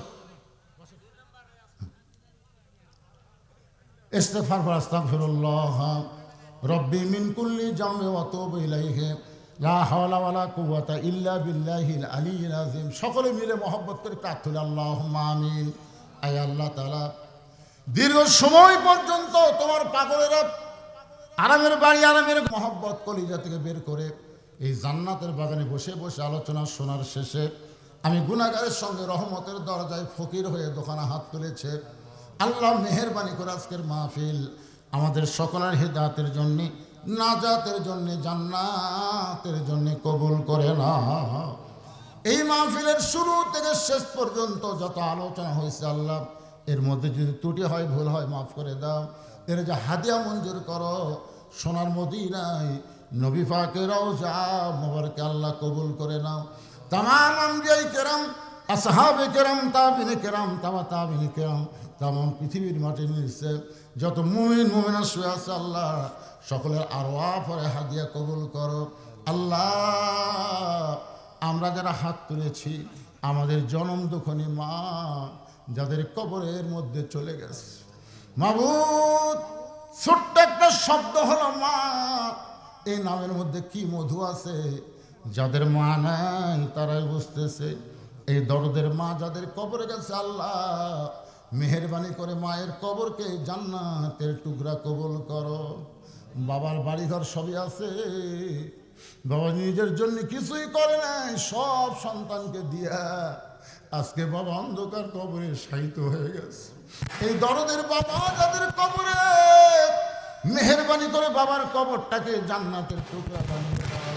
আয় আল্লাহ তাআলা, এই প্রবাসী এবং এই কুমড়ার যুবকেরা যারা আজকে জান্নাতের বাগান লাগাইছে, বিশেষ করে আমার একজন ভাই অত্যন্ত খাটাখাটনি করেছে, বলে হুজুর আজকে সারাদিন এত টেনশনে ছিলাম, মোবাইল ধরতে ধরতে মোবাইলের চার্জ পর্যন্ত শেষ হয়ে গেছে। আল্লাহ তার জন্যে এবং তাকে যারা সর্বাত্মক সহযোগিতা করেছে তাদের জন্য প্রাণ খুলে দোয়া করি, এই মাহফিলটা তাদের সকলের জান্নাতের উসিলা হিসেবে আল্লাহ কবুল করে নাও। আয় আল্লাহ তাআলা, আজকের মাহফিলের সম্মানিত সভাপতি দুনিয়া থেকে বিদায় হয়ে গেছে। আহারে বিজ্ঞাপনে নাম আছে কিন্তু সে আর দুনিয়াতে নাই। আমরা আজকে আছি, আগামীকাল থাকবো না বাবা। আমাদের মনের মধ্যে কোনো মতবিরোধ তৈরি করব না, আমরা মতভেদ করব না, কোনো হক জিনিস নিয়ে আমরা কোনো সময় ফিতনা করব না বাজান। আল্লাহ আমাদেরকে মিলেমিশে মহব্বতে সমাজের মধ্যে বসবাস করার তৌফিক দিও, ইমানের সাথে মুসলমান হয়ে দুনিয়া থেকে বিদায় নেওয়ার তৌফিক দিও। আল্লাহ গো, এই যে দুইটা হাত আপনার তুলেছেন, আপনি চিন্তা করে দেখেন, এই দুইটা হাত দিয়ে আপনি কত কবরে মাটি দিচ্ছেন। আপনার কি মনে আছে কত মানুষকে আপনি কবরে নামতে দেখেছেন? আপনার কি মনে হয় একদিন আমাদেরকে কবরে যেতে হবে? মিশে মায়ায় বন্দি থাইকা করলাম কত খেলা, পশ্চিমে তাকায় দেখো তোমার ডুইবা গেছে বেলা, এক পলকের নাই ভরসা, মিশে সকল আশা, কখন বুঝি দারুণ ঝড়ে ভাঙবে তোমার বাসা। মাবুদ, আমার মা বোনের পর্দার অন্তরে বসে বসে ওয়াজ শুনেছে, আবিরা সালিয়া পর্দা নিশি কবুল করে মা ফাতেমার চরিত্র দান করেন। মেয়েদের 1 নম্বর আমল পর্দা। মা পর্দা যদি না থাকে কোনো আমল আল্লাহর দরবারে কবুল হবে না। এই জন্য আমার মায়েদেরকে বলতেছি, মা সবাই পর্দাকে গ্রহণ করবেন, 5 ওয়াক্ত নামাজ পড়বেন, স্বামীর কথা মতো চলবেন, রমজান মাসে রোজা রাখবেন। এই 4টি আমল যদি করতে পারেন আল্লাহ খুশি হয়ে 8টা জান্নাতের দরজা খুলে দিবে। আমি বড় অসুস্থ, আমার মতো অসুস্থ যারা হাত তুলেছে, আল্লাহ আজকে কোরআনের ওসিলায় আমাদের সকলকে সুস্থতার নিয়ামত দান করে দাও। আল্লাহ গোটা বিশ্বে মুসলমান যেখানে কষ্টে আছে সবই দেখতেছেন। আল্লাহ ফিলিস্তিনের মুসলমানকে বাইতুল মুকাদ্দাস দিয়ে দাও। এই রজব চাঁদি তুমি বলেছো সুবহানাল্লাহ আসরা বিআবদিহি লাইলাম মিনাল মসজিদিল হারাম ইলাল মসজিদিল আকসা। আল্লাহ মসজিদে হারাম মসজিদে আকসার কথা তুমি একই আয়াতের মধ্যে বলেছো। আজকে মসজিদে হারাম মুসলমান তাওয়াফ করে, আর মসজিদে আকসা বাইতুল মুকাদ্দাস ইহুদিরা দখল করতে চায়। ও মাবুদ, পৃথিবীর মানচিত্র থেকে ইহুদিদেরকে ধ্বংস করে বাইতুল মুকাদ্দাস মুসলমানকে নিরাপদে ফিরাইয়া দাও। আর বাংলাদেশের প্রতি রহম করো আল্লাহ। আল্লাহ, যে কোরআনের মাহফিল আমরা এত রাত কষ্ট করে শুনি, সেই কোরআন আমাদের বাংলাদেশে চলবে, এই দৃশ্য আমাদের সকলকে দেখার তৌফিক দিয়ে দাও আল্লাহ। এই যুবকগুলো, সোনার যুবকগুলো হাত তুলে আমিন আমিন করতেছে, এই যুবকগুলোকে ফজরের নামাজ থেকে শুরু করে বাকি যত নামাজ আছে আল্লাহ জামাতের সঙ্গে আদায় করার তৌফিক দিয়ে দাও আল্লাহ। আয় আল্লাহ, আমাকে মাফ করো আল্লাহ। আমাদের মধ্যে কোনো তর্ক বিতর্ক যেন না হয়, মিলেমিশে মহব্বত নেই এখান থেকে সবাই বাড়ি পর্যন্ত যেন যেতে পারি, তৌফিক দিয়ে দাও। সুবহান রাব্বিকা রব্বিল ইজ্জাতি আম্মা ইয়াসিফুন ওয়া সালামুন আলাল মুরসালিন ওয়ালহামদুলিল্লাহি রাব্বিল আলামিন। ওয়াজাল আখিরাতি কালিমাতুনা ইনদাল মাউতি। সকলে পড়েন লা ইলাহা ইল্লাল্লাহু মুহাম্মাদুর রাসূলুল্লাহ সাল্লাল্লাহু আলাইহি ওয়াসাল্লাম। আসসালাম।